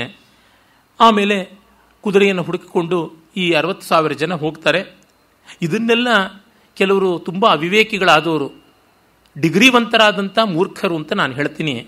ಅವರು ಇದನ್ನು ವಾಸ್ತವ ಅಂತ ಮಾಡಿಕೊಂಡು ಅದರ ಬಗ್ಗೆ ಬೇಕಾದಷ್ಟು ಪ್ರೊಡಕ್ಷನ್ಗಳು ಮಾಡಿ ಲೋಕಮೋಹನ ಮಾಡ್ತಾ ಬೊಕ್ಕಸ ತುಂಬಿಸ್ಕೊಳ್ತಾ ಇದ್ದಾರೆ. ಚೆನ್ನೈಯಲ್ಲಿ ಒಬ್ಬರು ಹರಿ ಅಂತ ಏರೋನಾಟಿಕ್ಸಲ್ಲಿ ಇಂಜಿನಿಯರಿಂಗ್ ಮಾಡಿದವರು, ಗಂಡ ಹೆಂಡತಿ, ಇದೆಲ್ಲ ವಾಸ್ತವ ಅಂತ ಭಾವಿಸಿಕೊಂಡು ಅದಕ್ಕೇನೇನೋ ಇಲ್ಲದ ಸಲ್ಲದ ಶೀರ್ಷಾಸನದ ತರ್ಕಗಳನ್ನು ವಾಸ್ತವಗಳನ್ನೆಲ್ಲ ಮುಂದೆ ಇಟ್ಟು ವಾಸ್ತವಾಭಾಸಗಳನ್ನು ಬಹಳ ಜುಗುಪ್ಸಾವಹವಾದದ್ದು, ಹಾಸ್ಯಾಸ್ಪದವಾದದ್ದು. ಅದನ್ನು ನೋಡಿ ನಮ್ಮ ಪರಂಪರೆ ಬಗ್ಗೆ ನಾವು ಹಿಗ್ಗಬೇಕಿಲ್ಲ. ಇಷ್ಟು ಒಳ್ಳೆಯ ಕಥೆಗಳನ್ನು ಕಲ್ಪಿಸಿಕೊಳ್ಳಬಲ್ಲವಾದವಲ್ಲ, ಅದು ತುಂಬ ದೊಡ್ಡದು ಅಂತ. ನಮ್ಮ ಜನಗಳಿಗೆ ಒಂದು ಅವಿವೇಕ ಇದೆ.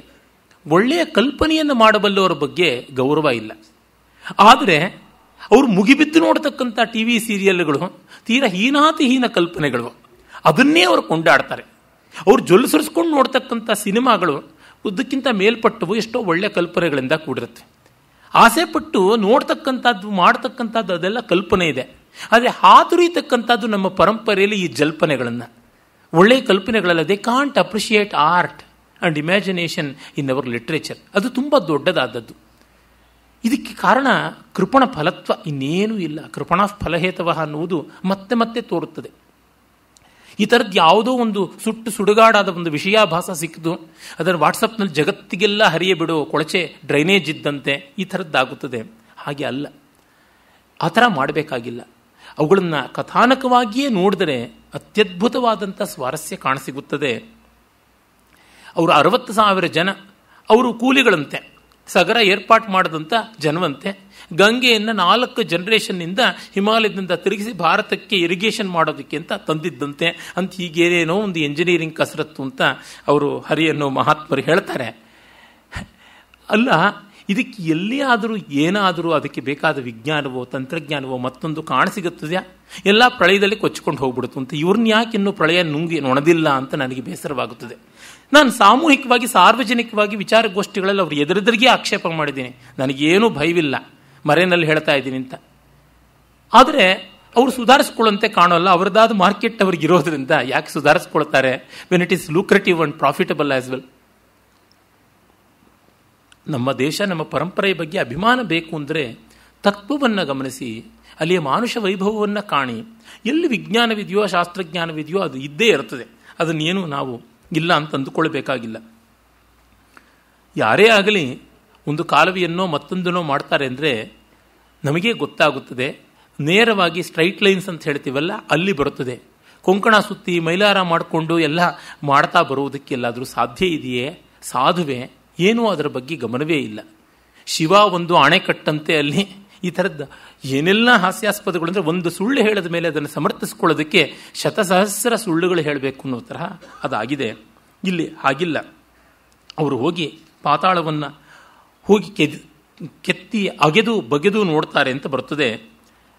ಇಲ್ಲಿಯ ತತ್ವಸ್ವಾರಸ್ಯವಿಷ್ಟೇ.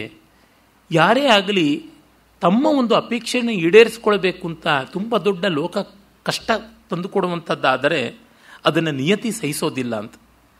ಅವ್ರು ಹೋಗಿ ಭೂಗರ್ಭದಲ್ಲಿ ಅಡಗಿರಬಹುದು ನಮ್ಮ ಕುದುರೆ ಅಂತ ಅಗಿಯೋದಕ್ಕೆ ಆರಂಭ ಮಾಡಿದ್ರು ಅಂತ. ಈ ಕಥೆಗಳಲ್ಲಿ ಎಷ್ಟೆಷ್ಟೋ ವಿವರಗಳು ಪೂರ್ವಾಪರ ಸಾಮಂಜಸ್ಯ ಇಲ್ಲದೆ ಹೋಗಬಹುದು.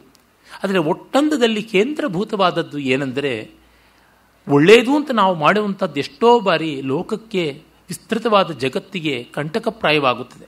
ಅದನ್ನು ಕಂಡು ದೇವತೆಗಳು ಒದ್ದಾಡ್ತಾರೆ. ಊಚುಃ ಪರಮಸಂತ್ರಸ್ತಾಹ ಪಿತಾಮಹಮಿದಂ ವಚಃ ಭಗವನ್ ಪೃಥಿವೀ ಸರ್ವ ಖನ್ಯತೆ ಸಗರಾತ್ಮಜೈ ಬಹವಶ್ಚ ಮಹಾತ್ಮಾನೋ ಬಧ್ಯಂತೆ ಜಲಚಾರಿಣಃ. ನೀರು, ನೆಲ, ಗಾಳಿ ಎಲ್ಲವನ್ನ ಮಲಿನ ಮಾಡ್ತಾ ಇದ್ದಾರೆ. ಇವರ ಅಗತದಲ್ಲಿ ಜಲಚರಗಳು, ಭೂಚರಗಳು ಎಲ್ಲ ಸಾಯ್ತಾ ಇವೆ. ನೆಲದೊಳಗಿನ ಹಾವುಗಳು, ಉರಗಗಳು ಎಲ್ಲ ಕೂಡ ಒದ್ದಾಡ್ತಾ ಇವೆ. ಹಾಗಾಗಿ ತಡೆಯಬೇಕು ಅಂತ. ಆಗ ಇತಿ ಸರ್ವಾಣಿ ಭೂತಾನಿ ಹಿಂಸಂತಿ ಸಗರಾತ್ಮಜಾಹ ಅಂತಂದಾಗ ಏನು ಯೋಚನೆ ಮಾಡಬೇಡಿ. ಕಾಪಿಲಂ ರೂಪಮಾಸ್ಥಾಯ ಧಾರಯತ್ಯನಿಶಂ ಧರಾಂ. ಕಪಿಲ ಮಹರ್ಷಿಯ ರೂಪದಲ್ಲಿ ಪರಮಾತ್ಮ ಪಾತಾಳದಲ್ಲಿ ನಾರಾಯಣ ತಪೋಮಗ್ನಾಗಿದ್ದಾನೆ, ಅವನು ಕಾಪಾಡ್ತಾನೆ. ತಸ್ಯ ಕೋಪಾಗ್ನಿನ ದಗ್ಧ ಭವಿಷ್ಯಂತಿ ನೃಪಾತ್ಮಜಾಹ. ಹಾಗಾಗ್ತಾರೆ ಅಂತ ನಾವೇ ಈಗ ನೋಡ್ತೀವಲ್ಲ, ಎಷ್ಟು ಪರಿಸರ ಹಾನಿಯನ್ನು ಲೋಕದಲ್ಲಿ ಮಾಡ್ತಾ ಇರೋದು. ಅದಕ್ಕೆ ನಾವೆಲ್ಲರೂ ಹೊಣೆಗಾರಕರಾಗಿದ್ದೀವಿ. ಬಾಧ್ಯತೆಯನ್ನು ನಮಗೆ ತೆಗೆದುಕೊಳ್ಬೇಕಾಗಿದೆ. ಆ ಬಾಧ್ಯತೆ ನಮ್ಮದಾಗಿದೆ. ಅದಕ್ಕೆ ಫಲ ಪರಿಣಾಮವನ್ನು ನಾವು ಅನುಭವಿಸ್ತೀವಿ ಕೂಡ. ಅದೇ ರೀತಿಯಲ್ಲಿ ಇಲ್ಲಿ ಆಗ್ತಕ್ಕಂಥದ್ದು ಸಗರಪುತ್ರರ ವಿನಾಶ. ಅದೀರ್ಘ ಜೀವಿನ, ಅವರು ಶಾಶ್ವತವಾಗಿ ಬಾಳಲಾರರು, ಬೇಗ ಅವರ ನಾಶ ಬಂದಿದೆ ಅಂತ. ಅದನ್ನು ಕೇಳಿ ದೇವತೆಗಳು ದೇವಾಃ ಪರಮ ಸಂಹೃಷ್ಟಾಹ ಪುನರ್ಜಗ್ಮುಹು ಯಥಾಗತಂ. ಅವರು ಸಂತೋಷವಾಗಿ ಹೊರಡ್ತಾರೆ ಅಂತ. ಅಂದರೆ ದೇವತೆಗಳಿಗೂ ಕೂಡ ಈ ನಿಯತಿಯ ಬಾಧ್ಯತೆ, ನಿಯತಿಯ ಆಧಿಪತ್ಯ ಇದೆ ಅಂತ ಗೊತ್ತಾಗುತ್ತದೆ. ಇತ್ತ ಅವರುಗಳು ದಿಗ್ಗಜಗಳನ್ನೆಲ್ಲ ಬಳಸಿಕೊಂಡು ಬಂದರು ಅಂತ ನಮ್ಮ ಪುರಾಣ ಕಲ್ಪನೆ ಉಂಟು. 8 ದಿಕ್ಕುಗಳಲ್ಲೂ ದಿಗ್ಗಜಗಳು ಭೂಮಿಯನ್ನು ಎತ್ತಿ ಹಿಡಿದಿವೆ ಅಂತ. ಇಲ್ಲಿ 4 ದಿಗ್ಗಜಗಳ ಹೆಸರನ್ನು ಮಾತ್ರ ಹೇಳಿದ್ದಾರೆ. ಬೇರೆ ಬೇರೆ ಪುರಾಣಗಳಲ್ಲಿ, ಕೋಶಗಳಲ್ಲಿ ಹೆಸರುಗಳು ಕೆಲವೊಮ್ಮೆ ಬೇರೆ ಬೇರೆ ಥರ ಆಗುವಂಥದ್ದು ಉಂಟು. ಉದಾಹರಣೆಗೆ ಇಲ್ಲಿ ದಿಶಾಗಜಂ ವಿರೂಪಾಕ್ಷಂ ಧಾರಯಂತಂ ಮಹೀತಲಂ ಅಂತ ಪೂರ್ವ ದಿಕ್ಕಿನಲ್ಲಿ ವಿರೂಪಾಕ್ಷ ಅಂತಕ್ಕಂಥ ದಿಗ್ಗಜ ಇತ್ತು ಅಂತ. ಪೂರ್ವ ದಿಕ್ಕಿನಲ್ಲಿ ಐರಾವತ ಅಥವಾ ಐರಾವಣ ಅಂತಕ್ಕಂಥದ್ದು ದಿಗ್ಗಜ ಇರುವುದು ಅಂತ ಅಮರಾದಿ ಕೋಶಗಳಲ್ಲಿ ಬರ್ತಕ್ಕಂಥದ್ದು. ಇರಲಿ, ಯಾಕೆ ಹೇಳ್ತಿದ್ದೀನಿ, ಈ ಹೆಸರು ಮುಖ್ಯ ಅಲ್ಲ ಅಂತ ಅದಕ್ಕಾಗಿ ಹೇಳ್ತಿದ್ದೀನಿ. ಪ್ರತಿಯೊಂದಕ್ಕೂ ಒಂದು ಕಾಂಟ್ರಡಿಕ್ಟಿಂಗ್ ಆದದ್ದು ಇದ್ದೇ ಇರ್ತದೆ. ಅದಕ್ಕೆ ಏನೇನೋ ಪಾಪ ಪರಿಹಾರಗಳನ್ನು ಇಟ್ಕೊಂಡಿದ್ದಾರೆ. ಯಾಕೆಂದರೆ ಕಿತ್ತು ತಿಂತಾರಲ್ಲ, ಏನಾದರೂ ಉತ್ತರ ಕೊಡಿ ಅಂತ ಅವ್ರಿಗೋಸ್ಕರ ಎದ್ದೋಗೋ ಮಾತು ಬಿದ್ದೋಗಲಿ ಅಂತ ಒಂದು ಉತ್ತರ ಕೊಟ್ಟಿರತಕ್ಕಂಥದ್ದು. ಬಗೆಬಗೆಯಲ್ಲಿ ರಾಮಾಯಣ ಕಥೆಗಳು ಬಂದಾಗ ಅದು ಒಂದು ಸ್ವಾರಸ್ಯ ಅಂತ ಒಪ್ಕೊಳ್ಳದೆ ಒದ್ದಾಡಿದಾಗ ಒಂದೊಂದು ಕಲ್ಪದಲ್ಲಿಯೂ ನಡೆಯುತ್ತದೆ. ಆಗ ಈ ಥರ ಇರುತ್ತೆ, ತೃಪ್ತಿ ಆಯ್ತೆ ಹೋಗಿ ಅಂತಾರೆ. ಕಲ್ಪ ಅಂದರೆ ಏನು, ಯಾವಾಗ, ಯಾಕೆ, ಇದಾದರೂ ಯಾಕಾಗಬೇಕು ಅಷ್ಟೆಲ್ಲ ಯೋಚನೆ ಮಾಡೋಲ್ಲ. ಆ ಪ್ರಶ್ನೆಗಳು ಬಂದರೆ ಈ ಉತ್ತರ ಸಮಾಧಾನವಾಗೋಲ್ಲ. ಹಾಗಾಗಿ ಯಾವುದೇ ಈ ರೀತಿಯಾದಂಥ ವಿಚಾರಗಳಿಗೆ ಉತ್ತರವು ನಮ್ಮನ್ನು ಪೂರ್ಣವಾಗಿ ತೃಪ್ತಿಪಡಿಸೋಲ್ಲ ಜಿಜ್ಞಾಸೆ ಇದ್ದರೆ. ಅದರಿಂದ ಅವುಗಳ ಕಡೆಗೆ ತಿರುಗದೆ ಬೇರೊಂದು ಕಡೆಗೆ ಒಂದಿಷ್ಟು ಅವುಗಳ ಹಿಂದೆ ಹೋಗಿ ಮಣ್ಣು ಹೊರಬೇಕು. ಆಮೇಲೆ ಇಲ್ಲ, ಇದೆಷ್ಟಾಗಲಿ ಕಲ್ಲು ಮಣ್ಣು ಹೊರೋದೇನೆ, ರತ್ನ ವಜ್ರ ವೈಢೂರ್ಯವನ್ನು, ಮಲ್ಲಿಗೆ ಜಾಜಿಗಳನ್ನು ಹೊರತಕ್ಕಂಥದ್ದು ಅಲ್ಲ ಅಂತ ಬೇರೆ ಕಡೆಗೆ ನಾವು ಬರಬೇಕಾಗುತ್ತದೆ. ಅದು ಇಂದು ಯುಕ್ತತರವಾದದ್ದು. ಹಾಗೆ ದಿಗ್ಗಜಗಳನ್ನು ಬಳಸಿಕೊಂಡು ಬರ್ತಾರೆ. ಆದರೆ ದಿಗ್ಗಜಗಳಿಗೆ ಗೌರವವನ್ನು ಕೊಡೋಲ್ಲ. ಇದು ನಾವು ಗಮನಿಸಬೇಕಾದ್ದು. ಅಂದರೆ ಯಾವುದು ಭೂಮಿಯನ್ನು ತಾಳ್ತಿದೆಯೋ ಅಂಥ ವ್ಯವಸ್ಥೆ ಕಡೆಗೆ ಅವರಿಗೆ ಆದರವಿಲ್ಲ ಅಂತ ನಾವು ನೋಡ್ತೀವಲ್ವ. ನಮಗೇ ಬೇಕು ಯಾವುದೋ ಒಂದು ಅಂತಾದಾಗ ಮಿಕ್ಕದ್ದು ಏನು ನಡೆಯುತ್ತೆ ಅಲ್ಲಿಂದ ಒಂದು ಸ್ವಲ್ಪವೂ ಯೋಚನೆ ಮಾಡೋದಿಲ್ಲ. ಸ್ವಾರ್ಥವನ್ನು ಈಡೇರಿಸಿಕೊಳ್ಳೋದಕ್ಕೆ ಮಿಕ್ಕಷ್ಟನ್ನು ಕೂಡ ದೂರ ಮಾಡಿಕೊಂಡು ಬಿಡ್ತೀವಿ. ನಮ್ಮ ಮನೆಯ ಪಕ್ಕದಲ್ಲೇನೆ ಒಂದು ಸಣ್ಣ ಅಂಗಡಿ ಉಂಟು. ಮನೆ ಹತ್ತಿರದಲ್ಲೇ ಶಾಲೆ. ಆ ಶಾಲೆಗೆ ಮಕ್ಕಳನ್ನು ಬಿಡೋಕ್ಕೆ ಬರೋರು, ಕರ್ಕೊಂಡು ಹೋಗೋಕ್ಕೆ ಬರೋರು, ಮಕ್ಕಳನ್ನ ಪ್ರೀತಿಯಿಂದ ಮುದ್ದು ಮಾಡಬೇಕು ಅಂತಕ್ಕಂಥವ್ರು ಇವರೆಲ್ಲರೂ ಅಲ್ಲಿಂದ ಹೋಗಿ ಬೇಕಾದಷ್ಟು ತಿನ್ನುವ ಪದಾರ್ಥಗಳನ್ನು ತೆಗೆದುಕೊಂಡು ತಿಂತಾರೆ. ಈಗಂತೂ ಎಲ್ಲವೂ ಕೂಡ ಅದು ಕಸ ಇರಲಿ, ಸಗಣಿ ಇರಲಿ, ಅತ್ಯದ್ಭುತವಾದ ಪ್ಯಾಕಿಂಗ್ ಇರಬೇಕು. ಇಲ್ಲದೇ ಇದ್ರೆ ಆಗೋಲ್ಲ. ಆಕರ್ಷಕವಾದ ಪ್ಯಾಕಿಂಗ್ ಅಂದರೆ ಪ್ಲಾಸ್ಟಿಕ್ಕಿನ ರಾಶಿ ಬರುತ್ತದೆ. ತಿಂದವರು ಅಲ್ಲಿಯೇ ಹರಿದು ಪ್ಯಾಕೆಟನ್ನು ತೆಗೆದು ಅದು ಬೆರಳುದ್ದದ ಒಂದು ಚಾಕ್ಲೇಟಿಂದ ಮೊದಲುಗೊಂಡು ಲೇಸ್ ಅಂತೆ ಮೊದಲಾದಂತೆ ಬೇಕಾದಷ್ಟು ಚಿಪ್ಸ್ ಇರುತ್ತಲ್ಲ, ಆ ಪ್ಯಾಕೆಟ್ಗಳನ್ನೆಲ್ಲ ಹರಿದು ತಿಂದು ಅದನ್ನು ಗಾಳಿಗೆ ತೂರಿ ಬಿಡ್ತಾರೆ. ಅವೆಲ್ಲ ನಮ್ಮ ಮನೆಗೆ ಮುಂದೆ ಬಂದೇ ಬೀಳುತ್ತವೆ. ಮೋತಿ ತಾಲಾಬ್ ಅಂತ ತೊಂಡನೂರು ಅಂತ ಒಂದು ಜಾಗ ಇದೆ. ಅದು ರಾಮಾನುಜರು ವಾಸ ಮಾಡಿದಂಥ ಸ್ಥಳ ಅಂತ ಪ್ರಸಿದ್ಧವಾದದ್ದು. ಮೇಲುಕೋಟೆ ಹತ್ತಿರ, ಪಾಂಡವಪುರದ ಹತ್ತಿರ ಆ ತೊಂಡನೂರಿನಲ್ಲಿರ್ತಕ್ಕಂಥ ಒಂದು ಕೆರೆ ಮೋತಿ ತಾಲಾಬ್. ಅಲ್ಲಿ ಕಸ ಕಡ್ಡಿಯಲ್ಲಿ ಹಾಕಿದ್ರೆ ಅದೊಂದು ಮೂಲೆಗೆ ಬರುತ್ತಂತೆ. ಆ ರೀತಿಯಾಗಿ ನಮ್ಮ ಮನೆ ಮುಂದೆ ರಸ್ತೆಯಲ್ಲಿ ಯಾವ ಕಸ ಬಂದರೂ ನಮ್ಮ ಮನೆ ಮುಂದೆ ಒಂದಿಷ್ಟು ಜಾಗ ಇದೆ, ಅಲ್ಲಿಗೆ ಸುಂಟರ ಗಾಳಿ ತೆಗೆದುಕೊಂಡು ಬಂದು ಹಾಕುತ್ತೆ. ಮತ್ತೆ ಅದನ್ನು ಎತ್ತಾಕೋದು, ಗುಡಿಸುವುದು. ಆ ರೀತಿಯಲ್ಲಿ ನಮ್ಮ ಸ್ವಾರ್ಥದ ಕಡೆಗೆ ಗಮನಕ್ಕೆ ಬಂದಾಗ ಮಿಕ್ಕ ಎಲ್ಲವೂ ಕೂಡ ಮರೆತು ಹೋಗುತ್ತದೆ. ಇದನ್ನೇ ನಾವಿಲ್ಲಿ ಕಾಣ್ತೀವಿ. ಸಗರನ ಮಕ್ಕಳಿಗೆ ಕುದುರೆ ಬಿಟ್ಟು ಮತ್ತಿನ್ನೇನೂ ಕಾಣಿಸ್ತಾ ಇಲ್ಲ. ಲೋಕಕ್ಕಿಷ್ಟು ಉಪಪ್ಲವ ಆಗ್ತಾ ಇದೆ ಅನ್ನೋದರ ಗಮನ ಇಲ್ಲ. ವ್ಯವಸ್ಥೆಯನ್ನು ಕಾಪಾಡ್ತಕ್ಕಂಥವು ಯಾವುವು ಅದರ ಬಗ್ಗೆ ಕೂಡ ಅರಿವಿಲ್ಲ. ಈ ಭೂಮಿಯನ್ನು ಧಾರಣ ಮಾಡ್ತಕ್ಕಂಥವು ಯಾವುವು ಅಂತ ನೋಡಿದ್ರೆ ನಮಗೆ ಗೊತ್ತಾಗುತ್ತದೆ. ಒಂದು ಓಝೋನ್ ಪದರದಿಂದ ಮೊದಲುಗೊಂಡು, ಮಳೆ ಮೋಡಗಳಿಂದ ಮೊದಲುಗೊಂಡು, ಮಣ್ಣಿನ ಹುಳುಗಳಿಂದ ಮೊದಲುಗೊಂಡು ಜೇನು ಹುಳುಗಳವರೆಗೆ ಎಷ್ಟೊಂದೆಲ್ಲ ಉಂಟು. ಒಂದು ಪಕ್ಷ ಜಗತ್ತಿನಲ್ಲಿ ಜೇನು ಹುಳುಗಳು ಇಲ್ಲ ಅಂದರೆ ನಮಗೆ ಆಹಾರವೇ ಇಲ್ಲ, ಹಣ್ಣು ಹಂಪಲೇ ಇಲ್ಲ, ಧಾನ್ಯವೇ ಇಲ್ಲ, ದವಸವೇ ಇಲ್ಲ ಅಂತ ಗೊತ್ತಾಗುತ್ತದೆ. ಈ ಪರಾಗಸ್ಪರ್ಶನ ಕ್ರಿಯೆ ಆಗುವುದರೊಳಗೆ ಅತಿ ದೊಡ್ಡ ಪಾತ್ರ ವಹಿಸ್ತಕ್ಕಂಥವು ಜೇನು, ಚಿಟ್ಟೆ ಈ ರೀತಿಯಾದಂಥವು ಅಂತ ನಮಗೆ ಈಗ ವಿಜ್ಞಾನ ತಿಳಿಸ್ತಿದೆ. ಅದೇ ಶಬ್ದ ಮಾಲಿನ್ಯದಿಂದ, ಪರಿಸರ ಮಾಲಿನ್ಯದಿಂದ, ಈ ಪ್ರದೂಷಣದಿಂದ, ಹೊಗೆ ಇತ್ಯಾದಿಗಳಿಂದ ದೊಡ್ಡ ದೊಡ್ಡ ನಗರಗಳಲ್ಲಿ, ಕಬ್ಬನ್ ಪಾರ್ಕ್, ಲಾಲ್ಬಾಗ್ನಲ್ಲಿ ಕೂಡ ಜೇನಿನ ಪ್ರಮಾಣ ಕಡಿಮೆ ಆಗ್ತಾ ಇದೆ ಅಂತ ಅಧ್ಯಯನ ಮಾಡಿದವರು ಹೇಳ್ತಾ ಇದ್ದಾರೆ. ಹಾಗಿದ್ದಾಗ ವ್ಯವಸ್ಥೆ ಎಷ್ಟು ಸಂಕೀರ್ಣವಾಗಿ ಜಗತ್ತನ್ನು ಕಾಪಾಡ್ತಾ ಇದೆ. ತುಂಬ ತುಂಬ ಸಂಕೀರ್ಣವಾದದ್ದು, ವೆರಿ ವೆರಿ ಸೊಫಿಸ್ಟಿಕೇಟೆಡ್ ವೆಬ್. ಅದನ್ನು ಇವರು ಉಪೇಕ್ಷೆ ಮಾಡ್ತಿದ್ದಾರೆ ಎನ್ನುವ ಹಿನ್ನೆಲೆಯಲ್ಲಿ ಕಂಡಾಗ ಇಂತಹ ಕಥೆಗಳ ಮಹತ್ವ ನಮಗೆ ಕಾಲಕಾಲಕ್ಕೆ ಧ್ವನಿರೂಪವಾಗಿ ಕಾಣಿಸ್ತಾ ಬರುತ್ತದೆ. ಹಾಗೆ ಹೋಗ್ತಾರೆ. ಆಗ ಅಲ್ಲಿದ್ದ ಕಪಿಲ ಮಹರ್ಷಿಯ ಪಕ್ಕದಲ್ಲಿ ಕುದುರೆಯನ್ನು ಇಂದ್ರ ಬಿಟ್ಟಿದ್ದಾನೆ ಅಂತ. ಕಪಿಲ ಮಹರ್ಷಿಯೇ ಅದನ್ನು ಕದ್ದಿರಬೇಕು ಅಂತ ಆತನನ್ನು ಆಕ್ಷೇಪ ಮಾಡ್ತಾರೆ. ಹೊಡೆದು ಬಡದು ಮಾಡೋಕ್ಕೆ ಹೋಗ್ತಾರೆ. ಆದರೆ ಹುಂಕಾರ ಮಾತ್ರದಿಂದಲೇ ಅವರಷ್ಟು ಜನ 60,000 ಬೂದಿಯ ಗುಡ್ಡೆ ಆಗುತ್ತಾರೆ ಅಂತ ಕಾವ್ಯದಲ್ಲಿ ಬರುತ್ತದೆ. ಆದರೆ ಈ ವಿಷಯ ಗೊತ್ತಾಗೋಲ್ಲ ಯಾರಿಗೂ. ಎಷ್ಟೇ ಕಾಲವಾದರೂ ಹುಡುಕಿಕೊಂಡು ಹೋದವರು ಬರಲಿಲ್ಲ ಅಂತ ಆಗಿ ಸಗರ ತನ್ನ ಮೊಮ್ಮಗ ಅಂಶವಂತ ಏಕೈಕ ಕುಲ ಪ್ರದೀಪ ಅವನು ಇದ್ದಾನೆ, ಅವನನ್ನು ಕಳಿಸಿಕೊಡ್ತಾನೆ. ಆಗ ಅವನು ಹುಡುಕಿಕೊಂಡು ಇವರು ಮಾಡಿದ ಬಿಲದ ಹಾದಿಯಿಂದ ಭೂಗರ್ಭವನ್ನು ಪ್ರವೇಶ ಮಾಡದ ಅಂತ.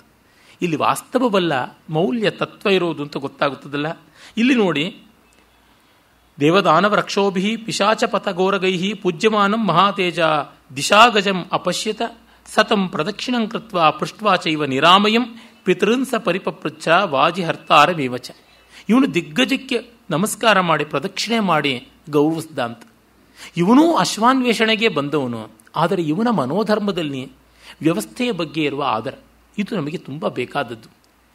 ಎಲ್ಲಿಯೋ ಒಂದು ಉದ್ಯಾನಕ್ಕೆ ಹೋಗಿರ್ತೀವಿ, ಅಲ್ಲಿ ಏನಾದರೂ ಗೇಟನ್ನು ತೆಗೆದು ಒಳಗೆ ಹೋಗಬೇಕು ಅಂತಂದರೆ ಒಳಗೆ ಹೋದ ಮೇಲೆ ಮತ್ತೆ ಗೇಟ್ ಹಾಕಬೇಕು ನಾವು ಅನ್ನೋ ಅರಿವು ನಮಗಿರಬೇಕು. ಹಾರಿಬಿಟ್ಟು ಹೋದರೆ ಯಾವ ಮೇಕೆಯೋ ಹಸುವೋ ಬಂದು ಅದನ್ನು ಮೇಯ್ದರೆ ಗತಿ ಏನು, ಈ ಥರದ್ದು ಎಷ್ಟೊಂದಿರುತ್ತದೆ. ಅಲ್ಲಿ ನಮಗೆ ಇದು ಗಮನಕ್ಕೆ ಬರೋಲ್ಲ. ಯಾವುದೋ ಒಂದು ಕೆರೆ ನೀರು ಅಂತಂದರೆ ಅಲ್ಲಿ ಮಾಡಬಾರದನ್ನೆಲ್ಲ ಮಾಡಿಯೇ ಬರ್ತಕ್ಕಂಥದ್ದು. ಈ ದೃಷ್ಟಿಯಿಂದ ಕಂಡಾಗ ಈ ಸಣ್ಣ ಸಣ್ಣ ವಿವರಗಳಲ್ಲಿ ಮಹಾಕಾವ್ಯ ತೋರಿಸುವ ಮೌಲ್ಯ ಬಹಳ ಮಹನೀಯವಾದದ್ದು. ಆಗ ದಿಗ್ಗಜಗಳು ನೋಡಿ ಹೇಳಿದ್ದು ಮಾರ್ಮಿಕವಾಗಿದೆ. ದಿಶಾ ಗಜಸ್ತು ತಚ್ಛೃತ್ವ ಪ್ರತ್ಯಾಹ ಅಂಶಮತಃ ವಚಃ ಅಸಮಂಜ ಕೃತಾರ್ಥತ್ವಂ. ಆಸಮಂಜಿ ಅಂತಿರಬೇಕಾಗಿತ್ತು, ಅಸಮಂಚನ ಮಗ ಆಸಮಂಜಿ ಅಂತ ಇದ್ದಿದ್ರೆ ಸರಿಯಾಗ್ತಿತ್ತು. ತೊಂದರೆ ಇಲ್ಲ. ಸಹಾಶ್ವ ಶೀಘ್ರ ಮೇಷ್ಯಸಿ, ನಿನಗೆ ಕುದುರೆ ಸಿಗುತ್ತದೆ, ಬೇಗ ನೀನು ಹೋಗಿ ನಿನ್ನ ಅಜ್ಜನ ಯಜ್ಞ ಸಮಾಪ್ತಿ ಮಾಡಿಸ್ತೀಯಾ ಅಂತ ಹೇಳುತ್ತೆ. ಆದರೆ ನಿನ್ನ ಚಿಕ್ಕಪ್ಪಂದ್ರೆಲ್ಲ ಸುಟ್ಟು ಬೂದಿ ಆದರು ಅಂತ ಹೇಳಲ್ಲ. ಅಪ್ರಿಯ ಕಥನ ಮಾಡಬಾರದು ಅಂತ ಧರ್ಮಶಾಸ್ತ್ರದಲ್ಲಿ ಪ್ರಿಯಕಥನ ಮಾಡಬೇಕು. ಹಾಗಂತ ಸುಳ್ಳು ಆಡಬಾರದು. ಸುಳ್ಳು ಹೇಳ್ತಿಲ್ಲ, ಆಂಶಿಕವಾದ ಸತ್ಯವನ್ನು ಹೇಳಿರ್ತಕ್ಕಂಥದ್ದು. ಇದೂ ಕೂಡ ಸುಳ್ಳಾಗುತ್ತೆ ಅಂತ ಪ್ರತಿವಾದ ಉಂಟು. ಆದರೆ ಅವನಿಗೆ ಮುಂದೆ ಗೊತ್ತಾಗುತ್ತೆ. ಕುದುರೆ ಸಿಗುತ್ತೆ ಅಂದರೆ ಅಲ್ಲಿ 60,000 ಬೂದಿ ಗುಡ್ಡೆ ನೋಡಿದ್ರೆ ಗೊತ್ತಾಗಲ್ವ. ನಾವಾಗಿ ಅವನನ್ನು ಉದ್ವೇಗ ಪಡಿಸುವುದು ಬೇಡ. ಇಲ್ಲಿಯೇ ಅಳತಾ ಕೂತ್ಕೊಂಡ್ರೆ ಗತಿ ಏನು, ಈ ದೃಷ್ಟಿ ಇದ್ದಿರಬಹುದು. ಅಂದರೆ ಆ ಆರ್ಷ ನೇತ್ರದ ನಯ ಎಷ್ಟು ದೊಡ್ಡದು ಅಂತ ನಾವು ಕಾಣಬೇಕು. ಮುಂದೆ ಹೋಗ್ತಾನೆ. ಅಲ್ಲಿ ಕಪಿಲೇನ ಅಪ್ರಮೇಯೇಣ ದಗ್ಧಾ ಹಿ ಇಮೇ ಮಹಾಬಲಾಹ ಅಂತ ಗೊತ್ತಾಗುತ್ತದೆ. 60,000 ಬೂದಿ ಗುಡ್ಡೆ. ಗರುಡ ಬರ್ತಾನೆ.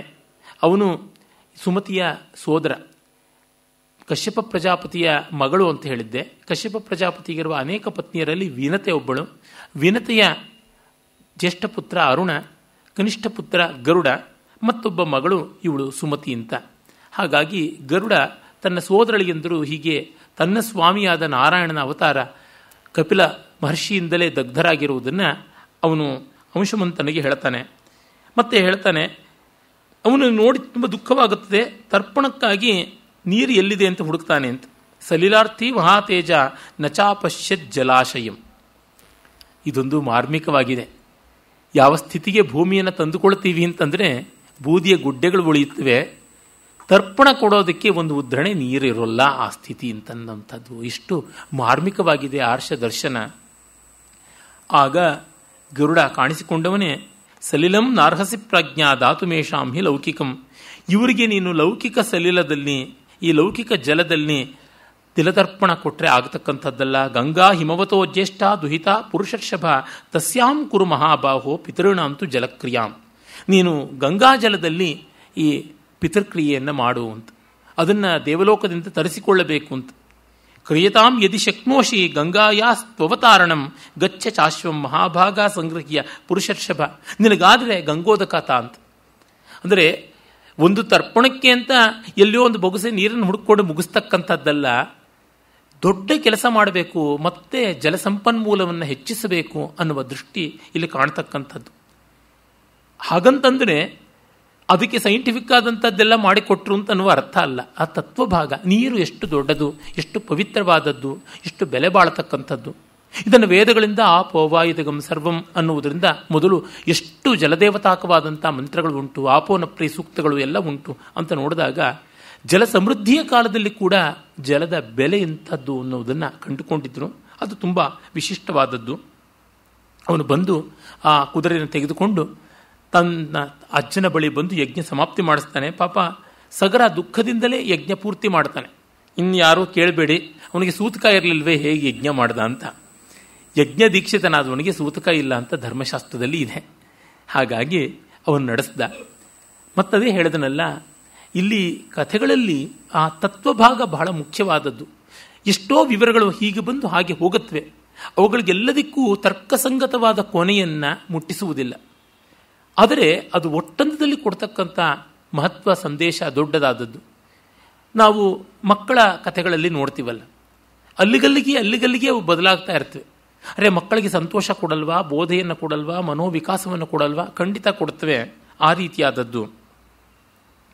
ಆಮೇಲೆ ಮೊಮ್ಮಗನಿಗೆ ರಾಜ್ಯವನ್ನು ಕೊಟ್ಟು ತಾನು ಗೋಕರ್ಣಕ್ಕೆ ಹೋಗಿ ತಪಸ್ಸು ಮಾಡ್ತಾನೆ. ಅದೇ ತರಹ ಅವನ ಬದುಕು ಕಳೆಯುತ್ತದೆ. ಅವನ ಮೊಮ್ಮಗ ಅಂಶುಮಂತ, ಅವನ ಮಗ ದಿಲೀಪ. ಕಾಳಿದಾಸನ ಅನ್ವಯದ ಪ್ರಕಾರ ದಿಲೀಪ ಅವನು ಬೇರೆ, ಅಂದರೆ ದಿಲೀಪ ಮತ್ತು ರಘು ಹೀಗೆ ಬರುತ್ತದೆ. ಇಲ್ಲಿ ಬೇರೆ.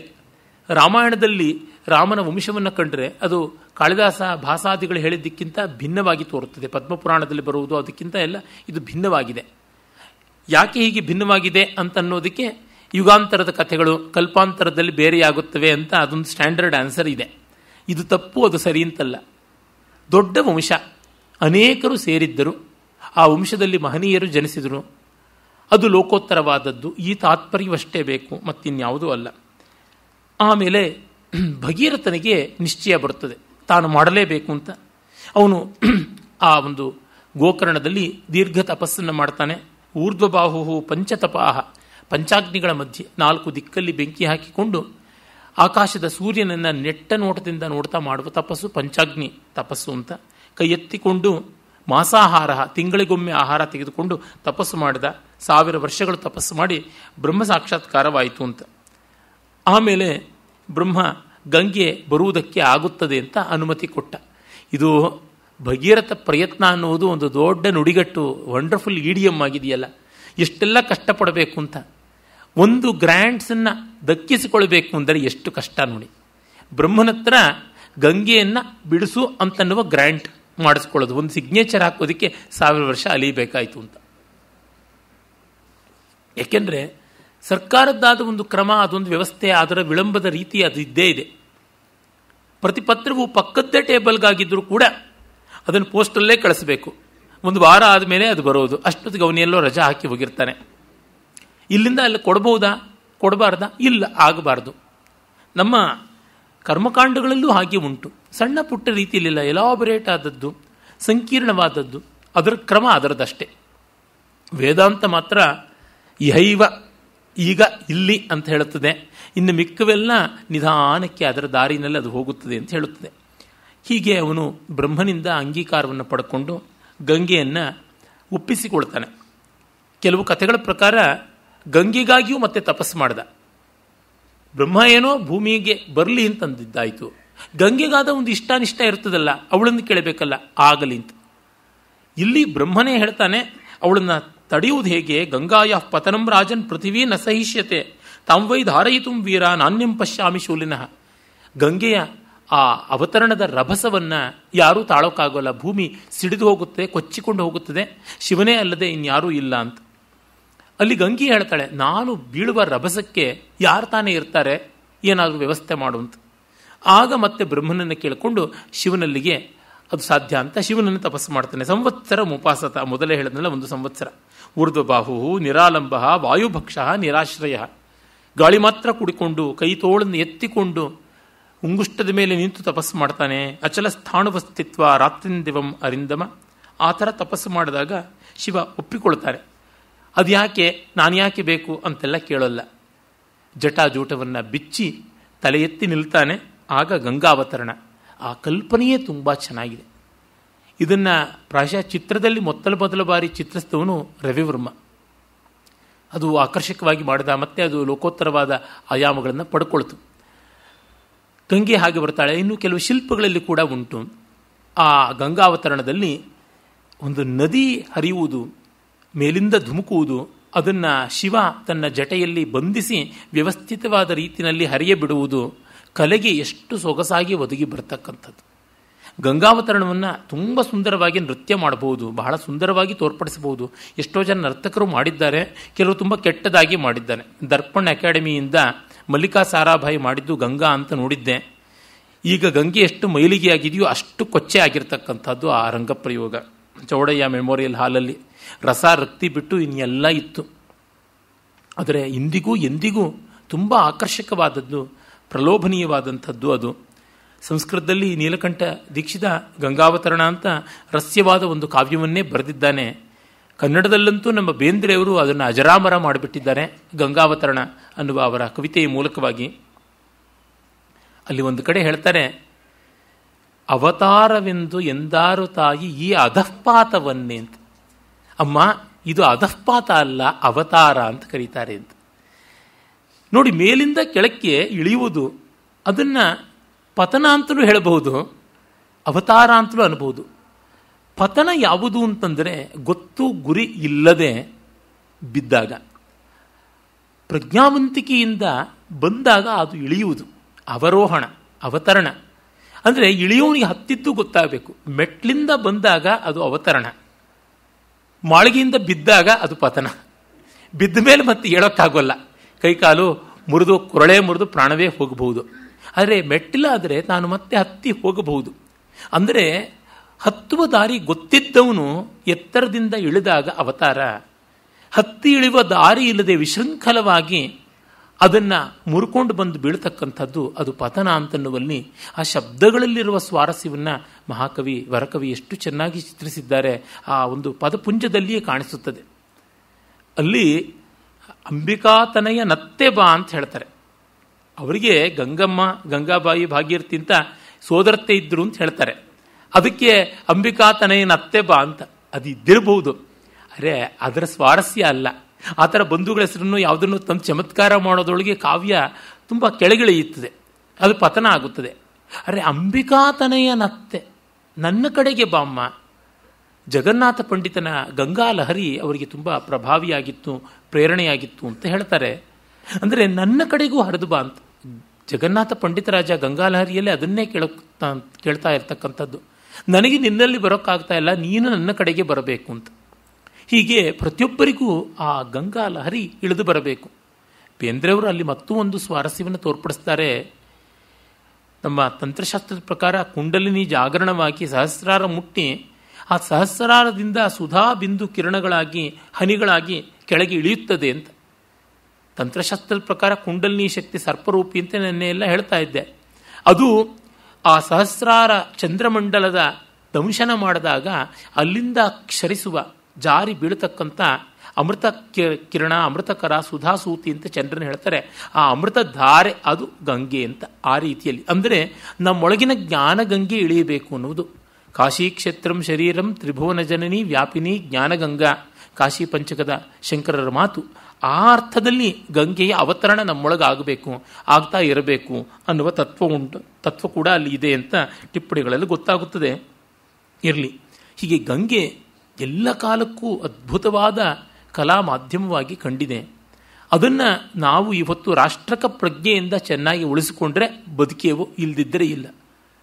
ಹತ್ತಿರ ಸುಮಾರು 40 ಕೋಟಿಯಷ್ಟು ಜನ ಜೀವರಾಶಿಗೆ ನೇರವಾಗಿ ಪರೋಕ್ಷವಾಗಿ, ಪ್ರತ್ಯಕ್ಷ ಪರೋಕ್ಷವಾಗಿ ಗಂಗೆ ಜೀವಾತವಾಗಿದ್ದಾಳೆ ಅಂದರೆ ಎಂಥದ್ದದು ಅರ್ಥ. ಎಷ್ಟೋ ಹಲವು ದೇಶಗಳ ಜನಸಂಖ್ಯೆ, ಹಲವು ರಾಜ್ಯಗಳಲ್ಲಿ ಹರಿದು ಹೋಗ್ತಕ್ಕಂಥದ್ದು. ಉತ್ತರಾಖಂಡ ಇರಬಹುದು, ಉತ್ತರ ಪ್ರದೇಶ ಇರಬಹುದು, ಮತ್ತು ಬಿಹಾರ ಇರಬಹುದು, ಅಲ್ಲಿಂದ ಬಂಗಾಳ, ಇಲ್ಲೆಲ್ಲ ಹರಿದು ಬರುವಂಥದ್ದು. ಒಂದೊಂದು ಸಿಕ್ಕಾಪಟ್ಟೆ ಜನಭರಿತವಾದದ್ದು. ಈ ಗಂಗಾ ಯಮುನಾ ಬಯಲಿನಲ್ಲಿರುವಷ್ಟು ಜನಸಂಖ್ಯೆ ಜಗತ್ತಿನಲ್ಲೇ ಇನ್ನೆಲ್ಲೂ ಇಲ್ಲ ಅಂತ. ಅತ್ಯಂತ ಪ್ರಾಚೀನವಾದ ನಾಗರಿಕತೆ ನಮ್ಮದು, ಅತ್ಯಂತ ಫಲವತ್ತಾದದ್ದು, ಸಮತಟ್ಟಾದದ್ದು ನೆಲ. ಹಾಗಾಗಿ ಎಲ್ಲರೂ ಅಲ್ಲಿಗೆ ಬಂದು ಸೇರಿದ್ದು. ಮುಸ್ಲಿಮರು ಬಂದ ಮೇಲಂತೂ ಜನಸಂಖ್ಯೆ ಮಹಾಸ್ಫೋಟವೇ ಆಯಿತು, ನಮಗೆ ಗೊತ್ತಿದೆ. ಹೀಗಿರುವಾಗ ಆ ಗಂಗೆ ಅಷ್ಟು ಜನರಿಗೆ ಜೀವಾತವಾಗಿದ್ದಾಗ ಅದನ್ನು ಉಳಿಸಬೇಕಾದ ಪ್ರಜ್ಞೆ ಎಲ್ಲರದೂ ತುಂಬ ಇದೆಯಲ್ಲ. ಆ ಅರ್ಥದಲ್ಲಿ ಅದನ್ನು ಶುದ್ಧಿ ಮಾಡೋದಕ್ಕೆ ಎಷ್ಟೆಷ್ಟೋ ಕೋಟಿಗಳ ಪ್ರಕಲ್ಪ ಮಾಡಿದ್ದಾರೆ. ಜನರಲ್ಲಿಯೇ ಮನೋನಿಶ್ಚಯವಿಲ್ಲವಲ್ಲ. ಎಲ್ಲರೂ ನಂದಿರಲಿ ಕೊಚ್ಚೆ ಹಾಕೋಣ ಅಂತ ಹೊರಟಾಗ ಎಲ್ಲ ಆಗುತ್ತದೆ. ಈ ಅರ್ಥದಲ್ಲಿ ಕಂಡಾಗ ಗಂಗಾ ಶುದ್ಧಿ ಮರೀಚಿಕೆಯ ಅಂತ ಅನಿಸಿಬಿಡ್ತದೆ. ಇರಲಿ, ಶಿವನ ಜಟಾಜೂಟದಲ್ಲಿ ಗಂಗೆ ನಿರ್ಬದ್ಧಳಾಗ್ತಾಳೆ. ನೈವ ನಿರ್ಗಮನಂ ಲೇಭೆ ಜಟಾಮಂಡಲ ಮೋಹಿತ ತತ್ರೈವ ಬಂಭ್ರಮದ್ದೇವಿ ತತ್ರೈವ ಅಬಭ್ರಮದ್ದೇವಿ ಸಂವತ್ಸರ ಗಣಾನ್ ಬಹುನ್. ಎಷ್ಟೋ ವರ್ಷಗಳ ಕಾಲ ಜಟಾಮಂಡಲದಲ್ಲೇ ಸುತ್ತ ಹೊಡಿತಾ ಇದ್ದಳು. ಶಿವನ ಜಟಾಜೂಟದಲ್ಲಿ ಒಂದು ಮಲ್ಲಿಗೆಯ ಮಾಲಿಕೆಯಂತೆ ಅಲ್ಲಲ್ಲೇ ಹೊಯ್ದಾಡ್ತಾ ಇದ್ದಳು. ಅಲ್ಲಿ ನೋಡಿ ಅವಳಿಗೆ ಒಂದು ಸ್ವಲ್ಪ ಹೆಮ್ಮೆ ಬಂತಂತೆ. ಅಚಿಂತಯಚ್ಚ ಸಾದೇವಿ ಗಂಗಾ ಪರಮದುರ್ಧರ ವಿಷಾಮ್ಯಹಂ ಹಿ ಪಾತಾಲಂ ಸ್ರೋತಸ ಗೃಹ್ಯ ಶಂಕರಂ. ಗೃಹ್ಯ ಅಂತ ಲೆಬಂತ ರೂಪ ಆಗೋಲ್ಲ. ಪ್ರಗೃಹ್ಯ, ನಿಗೃಹ್ಯ, ಆಗೃಹ್ಯ, ಸಂಗೃಹ್ಯ, ಅವಗೃಹ್ಯ ಅಂತ ಹೀಗೆ ಉಪಸರ್ಗ ಬೇಕಾಗುತ್ತದೆ. ಆದರೆ ಸೋಪಸರ್ಗವಲ್ಲದೆ ಲೆಬಂತ ರೂಪಗಳು ಎಷ್ಟೋ ಬರ್ತವೆ ವ್ಯಾಸ ವಾಲ್ಮೀಕಿಗಳ ಕೃತಿಗಳಲ್ಲಿ. ಇರಲಿ, ಇಲ್ಲಿ ಗಂಗೆ ಶಿವನನ್ನು ಕೊಚ್ಚಿಸಿಕೊಂಡು ನಾನು ಪಾತಾಳಕ್ಕೆ ತೆಗೆದುಕೊಂಡು ಹೋಗ್ಬಿಡ್ತೀನಿ ಅಂತ ಅಂದುಕೊಂಡಿದ್ದಳು. ಆಗ ತಿರೋಭಾವಯಿತು ಬುದ್ಧಿಂ ಚಕ್ರೇ ತ್ರಿನಯನಸ್ತದ. ತ್ರಿನಯನ ಅನ್ವರ್ಥನಾಮ, ಅಂಕಿತನಾಮ ಮಾತ್ರವಲ್ಲ, ಅನ್ವರ್ಥನಾಮ ಮಹಾದೇವನಿಗೆ. ಅವನು ಗಂಗೆಯ ಕೊಬ್ಬಿಳಿಸಬೇಕು ಅಂತ ಸಂಕಲ್ಪ ಮಾಡಿಕೊಂಡ ಅಂತ. ಅಂದರೆ ಇಂಥವರಿಗೂ ಲೋಕೋದ್ಧಾರ ಮಾಡ್ತೀವಿ ಅಂತ ಅವತಾರ ಮಾಡುವ ಕಾಲದಲ್ಲೂ ಅಜ್ಞಾನ ಆಗ್ಬೋದಲ್ವ. ಸಿದ್ದರಾಮನಿಗೆ, ವಚನಕಾರರಲ್ಲಿ ಒಬ್ಬನಾದ ಸಿದ್ದರಾಮನಿಗೆ ಒಂದು ಬಿಂಕ ಇತ್ತು, ನಾನು ಲೋಕಸೇವೆ ಮಾಡ್ತೀನಿ ಅಂತ. ಆಗ ಕೆರೆ ಬಾವಿ ಎಲ್ಲ ಕಟ್ಟಿಸ್ತೀನಿ, ಸತ್ರ ಕಟ್ಟಿಸ್ತೀನಿ ಅಂತ ಕೂತ್ಕೊಂಡ. ಆತನಿಗೆ ಅವನು ಶ್ರೀಶೈಲದ ಮಲ್ಲಿಕಾರ್ಜುನನ ಭಕ್ತ, ಮಲ್ಲಿಕಾರ್ಜುನ ಸಂದರ್ಶನವಾಯಿತು. ಆದರೆ ಈ ಲೋಕೋಪಕಾರದ ಈ ಸೋಷಿಯಲ್ ಸರ್ವಿಸ್ ಅಹಂಕಾರ ಬಂತು. ಈ ಕಾಲದಲ್ಲಿ ಸೋಷಿಯಲ್ ಸರ್ವಿಸ್ ಅನ್ನುವುದು ಯಾವ ದಂಧೆ ಆಗಿದೆ, ಅದೊಂದು ಯಾವ ರೀತಿ ಅಹಂಕಾರಕ್ಕೆ ಉಪಷ್ಟಂಭಕವಾಗಿದೆ ಅಂತ ಎಷ್ಟೋ ಕಡೆಗಳಲ್ಲಿ ಕಂಡಿದ್ದೀವಲ್ಲ. ಅಂಥದ್ದು ಎಲ್ಲ ಕಾಲದಲ್ಲೂ ಎಲ್ಲವೂ ಇರುತ್ತದೆ. ಅಲ್ಲದೊಂದು ಸಿದ್ದರಾಮನದು. ಆಗ ಅಲ್ಲಮ್ಮ ಪ್ರಭುಗಳು ಬಂದು, ಇವನು ಅಹಂಕಾರಕ್ಕಾಗಿ ಇದು ಪ್ರದರ್ಶನ ಮಾಡ್ತಾ ಇದ್ದಾನೆ, ಆತ್ಮಶುದ್ಧಿಗಾಗಿ ಅಲ್ಲ, ಲೋಕಸಂಗ್ರಹವಾಗಿ ಮಾಡ್ತಾ ಇಲ್ಲ, ಲೋಕ ಪ್ರದರ್ಶನಕ್ಕಾಗಿ ಮಾಡ್ತಾ ಇದ್ದಾನೆ, ಲೋಕಗ್ರಹವಾಗಿದೆ, ಸಂಗ್ರಹವಲ್ಲ ಅಂಥೇಳಿ ನೀನು ಸಿದ್ದರಾಮನೋ ಒಡ್ಡರಾಮನೋ ಅಂತ ಕೇಳ್ತಾನೆ. ಅಂದರೆ ಒಡ್ರ ಕೆಲಸ ಮಾಡ್ತಾ ಇದೆಯಲ್ಲ ನೀನು, ಏನು ನಿನ್ನ ಅಂತರಂಗದ ಕೆರೆ ಬರಿದಾಗಿದೆ, ಅದನ್ನು ಬಿಟ್ಟು ಇದಕ್ಕೆ ಯಾಕೆ ಹೊರಟಿದ್ದೀಯಾ ಅಂತ. ಆಮೇಲೆ ಅವನಿಗೆ ವಿವೇಕ ಬರುತ್ತದೆ ಅಂತ ಅಲ್ಲಮ ಪ್ರಭುಗಳನ್ನು ಕುರಿತಾದ ಕಾವ್ಯ ಪ್ರಭುಲಿಂಗ ಲೀಲೆಯಲ್ಲಿ, ಶೂನ್ಯ ಸಂಪಾದನೆಯಲ್ಲಿ ಎಲ್ಲ ನೋಡ್ತೀವಿ. ಹಾಗೆ ಎಷ್ಟೋ ಬಾರಿ ನಮ್ಮ ಲೋಕೋದ್ಧಾರದ ಚಪಲ ತೆವಲು ಪ್ರದರ್ಶನವಾಗುತ್ತದೆ. ಈ ವ್ಯಾಮೋಹವನ್ನು ತಪ್ಪಿಸಿಕೊಳ್ಳೋದು ಕಷ್ಟ. ಎಲ್ಲ ಒಳ್ಳೆಯದರಿಂದಲೇ ಇದಾಗತಕ್ಕಂಥ ತೊಂದರೆ. ವಿಪಾಕ ಪುಣ್ಯಾನಾಂ ಜನಯತಿ ಭಯಂ ಮೇ ವಿಮೃಶತಃ ಅನ್ನುವ ಭರ್ತೃಹರಿಯ ಮಾತು ನಮ್ಮ ತುಂಬ ಎಚ್ಚರದಲ್ಲಿರಬೇಕು. ಪೂಜೆ ಮಾಡ್ತೀವಿ, ದಾನ ಮಾಡ್ತೀವಿ, ಎಲ್ಲ ಮಾಡ್ತೀವಿ ಅನ್ನೋದೇನೆ ನಮಗೆ ಎಷ್ಟೋ ಬಾರಿ ಅಭಿಮಾನವನ್ನು, ಅಹಂಕಾರವನ್ನು ತರಿಸೋದಾಗುತ್ತದೆ. ಅದು ಎಲ್ಲಿಂದ ಯಾವಾಗ ನಮ್ಮ ಅಂತರಂಗವನ್ನು ಹೊಕ್ಕು ಬಲಿಯುತ್ತದೆ ಅಂತ ಗೊತ್ತಾಗೋಲ್ಲ. ಅವಿದ್ಯಾ ಪುರತಸ್ತೇಷಾಂ ಭಾತಿ ಕಕ್ಷಾಸು ಕಾಸುಚಿತ್ ಅಂತ ಮಾತಿದ್ದೇ ಇದೆಯಲ್ಲ ಸುರೇಶ್ವರರದು. ಹಾಗೆ ಕಂಡಾಗ ಗಂಗೆಯ ಮೂಲಕ ಕವಿಗಳು ತೋರ್ಪಡಿಸ್ತಾ ಇರೋದು ಇದೇನೆ. ನಾನೀಗ ಸಗರ ಮಕ್ಕಳನ್ನು ಸ್ವರ್ಗಕ್ಕೇರಿಸೋದಕ್ಕೆ ಇಳಿತಾ ಇದ್ದೀನಿ, ಶಿವ ಯಾವುದು ಮಹಾ, ಶಿವ ಎಂಥವನು ಅಂತನ್ನುವುದು ಬಂದಾಗ ಮಂಗಳವನ್ನೇ ಕೊಚ್ಚಾಕ್ಬಿಡ್ತೀನಿ ಅಂತಂದರೆ ಅದಕ್ಕಿಂತ ಅಮಂಗಳ ಅಕ್ರಮ ಇನ್ಯಾವುದಾದ್ರೂ ಉಂಟೆ. ಗಂಗೆ ಹದವಾಗ್ತಾಳೆ. ಆಗ ಅವಳನ್ನು 7 ಕವಲಾಗಿ ಬಿಡ್ತಾನೆ. ಹ್ಲಾದಿನಿ, ಪಾವನಿ, ನಲಿನಿ ಅಂತ 3 ಗಂಗಾ ಪ್ರವಾಹಗಳು ಪೂರ್ವ ದಿಕ್ಕಿಗೆ, ಸುಚಕ್ಷು, ಸೀತಾ, ಸಿಂಧು ಅಂತ ಪಶ್ಚಿಮಕ್ಕೆ ಅಂತ. ಒಂದು ಭಗೀರಥನನ್ನು ಹಿಂಬಾಲಿಸುತ್ತದೆ. ಕೆಲವರು ಈ 6 ಕವಲುಗಳು ಯಾವ್ಯಾವು ಅಂತ ಲೆಕ್ಕ ಹಾಕ್ತಕ್ಕಂಥ ಪ್ರಯತ್ನವನ್ನು ಮಾಡಿದ್ದಾರೆ. ಅದಕ್ಕೆ ವಿಕಲ್ಪಗಳು ಉಂಟು. ಈ ಭಗೀರಥನ ಹಿಂದೆಯೇ ಬಂದದ್ದು, ಅದೇ ನಮಗೆ ಗಂಗೆ. ಗಂಗೋತ್ತರಿಯಲ್ಲಿ ಗೋಮುಖದಲ್ಲಿ ಕಾಣಿಸ್ಕೊಳ್ತಕ್ಕಂಥ ಗಂಗೆ ಭಾಗೀರಥಿ ಅಂತ. ಅವಳಿಗೆ ಮಿಕ್ಕೆಲ್ಲವೂ ಸೇರಿಕೊಂಡು ಕಡೆಗೆ ಪೂರ್ಣ ಪ್ರಮಾಣದ ಗಂಗೆ ಅಂತ ಆದದ್ದು ನದಿ. ಆಮೇಲೆ ಅದಕ್ಕೆ ಅಲಕನಂದ ಅಂತಲೂ ಹೆಸರಿತ್ತು ಅಂತ, ಅದೇ ದೇವಗಂಗೆ ಅಂತಲೂ ಹೇಳ್ತಾರೆ. ಭಗೀರಥನಿಂದಾಗಿ ಭಾಗೀರಥಿ ಅವಳು ಬರ್ತಾಳೆ. ಕಲ್ಪನೆ ತುಂಬ ಚೆನ್ನಾಗಿದೆ. ಅದು ಇಲ್ಲಿ ನೋಡಿ, ಭಗೀರಥೋಪಿ ರಾಜರ್ಷಿ ದಿವ್ಯಂ ಸೆಂದನಮಸ್ಥಿತಃ ಪ್ರಾಯಾದಗ್ರೇ ಮಹಾತೇಜಾ ಗಂಗಾಂತಂ ಚಾಪ್ಯನುವ್ರಜತ್. ಭಗೀರಥ ಮುಂದೆ ದಿವ್ಯ ರಥದಲ್ಲಿ ಕೂತ್ಕೊಂಡು ಹೋಗ್ತಾ ಇದ್ದ, ಅವನನ್ನು ಹಿಂಬಾಲಿಸ್ತಾ ಇದ್ದಳು ಅಂತ. ಅವನು ಪಾತಾಳಕ್ಕೆ ಹೋಗೋದಕ್ಕೆ ಹಾದಿಯನ್ನು ತೋರಿಸ್ತಿದ್ದ ಅಂತ. ಕೆಲವು ಪುರಾಣಗಳಲ್ಲಿ ಬರ್ತದೆ, ಅವನು ದಿವ್ಯವಾದ ಶಂಖವನ್ನು ಊದ್ಕೊಂಡು ಹೋಗ್ತಾ ಇದ್ದ, ಸೈರನ್, ದಾರಿ ಬಿಡಿ ದಾರಿ ಬಿಡಿ ಅಂತ. ಗಂಗೆ ಪ್ರವಾಹದಲ್ಲಿ ಯಾರೂ ಕೊಚ್ಚಿಕೊಂಡು ಹೋಗಬಾರ್ದಲ್ವ, ಅದಕ್ಕಾಗಿ ಮೊದಲೇ ಇತ್ತು ಇವನು ದಿವ್ಯ ಶಂಖಧ್ವಾನ ಕೇಳಿಸ್ತಾ ಇದ್ದಂತೆ ದಾರಿ ಕೊಡಬೇಕು ಅಂತ. ಈ ಕಲ್ಪನೆ ಅದೆಷ್ಟು ದಿವ್ಯವಾದಂಥದ್ದು. ಒಂದು ಮಹಾಪ್ರವಾಹ ಅದು ರಥವನ್ನು ಹಿಂಬಾಲಿಸಿ ಬರತಕ್ಕಂಥದ್ದು. ನದಿಯ ವೇಗ ಎಷ್ಟು ದೊಡ್ಡದು, ಅಶ್ವವೇಗಕ್ಕಿಂತ 100 ಪಟ್ಟು ಮಿಗಿಲು. ಆ ಅಶ್ವ ಎಂಥದ್ದು, ಆ ರಥ ಎಂಥದ್ದು ಅಂದರೆ ಅದೆಷ್ಟು ಸುಂದರವಾಗಿ ಕಲ್ಪನೆ ಮಾಡಿಕೊಂಡ್ರು.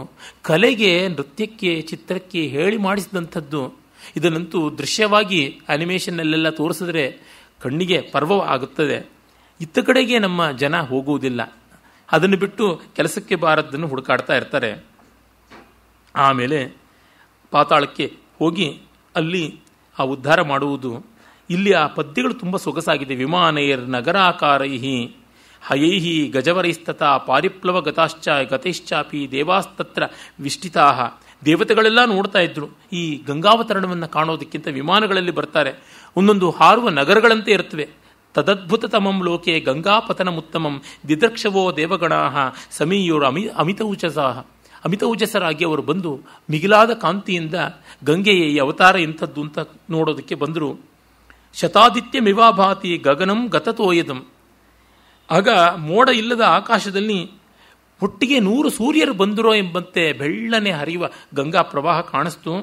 ಅಲ್ಲಿಂದ ಇಷ್ಟೆಷ್ಟೋ ಮೀನುಗಳು, ಜಲಚರಗಳು ಎಲ್ಲ ಕೂಡ ನೆಗೆದು ಬರ್ತಾ ಇದ್ವು. ಪಾಂಡರೈ ಸಲಿಲೋತ್ಪೀಡೈ ಕಿರ್ಯಮಾಣೈ ಸಹಸ್ರದ ಶಾರದೈರಭ್ರೈರಿವಾ ಕಿರಣಂ ಗಗನಂ ಹಂಸ ಸಂಪ್ಲವೈ.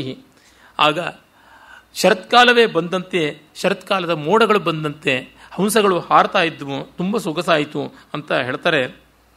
ಆಗ ಆ ಪವಿತ್ರವಾದ ಗಂಗೆಯನ್ನು ನೋಡಿ ದೇವತೆಗಳು, ಋಷಿಗಳು, ಮಾನವರು ಎಲ್ಲರೂ ತಚ್ಚಂಕರ ಶಿರೋಭ್ರಷ್ಟಂ ಭ್ರಷ್ಟಂ ಭೂಮಿತಲೇ ಪುನಃ ವ್ಯರೋಚಿತ ತದಾತೋಯಂ ನಿರ್ಮಲಂ ಗತಕಲ್ಮಷಂ. ಅದು ಶಂಕರನ ಮುಡಿಯಿಂದ ಬಂದದ್ದು. ಶಂಕುರುತೆ ಇತಿ ಶಂಕರ ಶಂಕರೋತೀತಿ ಶಂಕರ. ಶಿವನ ಮುಡಿಯ ನಿರ್ಮಾಲ್ಯವಾಗಿ ಬಂದದ್ದು. ಹಾಗಾಗಿ ಅದು ಗತಕಲ್ಮಷ, ಎಲ್ಲಿ ಬಿದ್ದರೂ ಪಾವನವಾದದ್ದು ಅಂತ. ತತ್ರ ದೇವರ್ಷಿ ಗಂಧರ್ವ ವಸುಧಾತಲ ವಾಸಿನಃ ಭವಾಂಗ ಪತಿತಂ ತೋಯಂ ಪವಿತ್ರಮಿತಿ ಪಸ್ಪೃಶು ಅಂತ.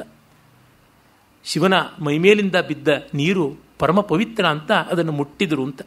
ವಸ್ತುತಃ ಆರ್ಷವಾಗಿ ಸ್ಪರ್ಶ ಅಂದರೆ ಸ್ನಾನ ಮಾಡಿದ್ರು ಅಂತ.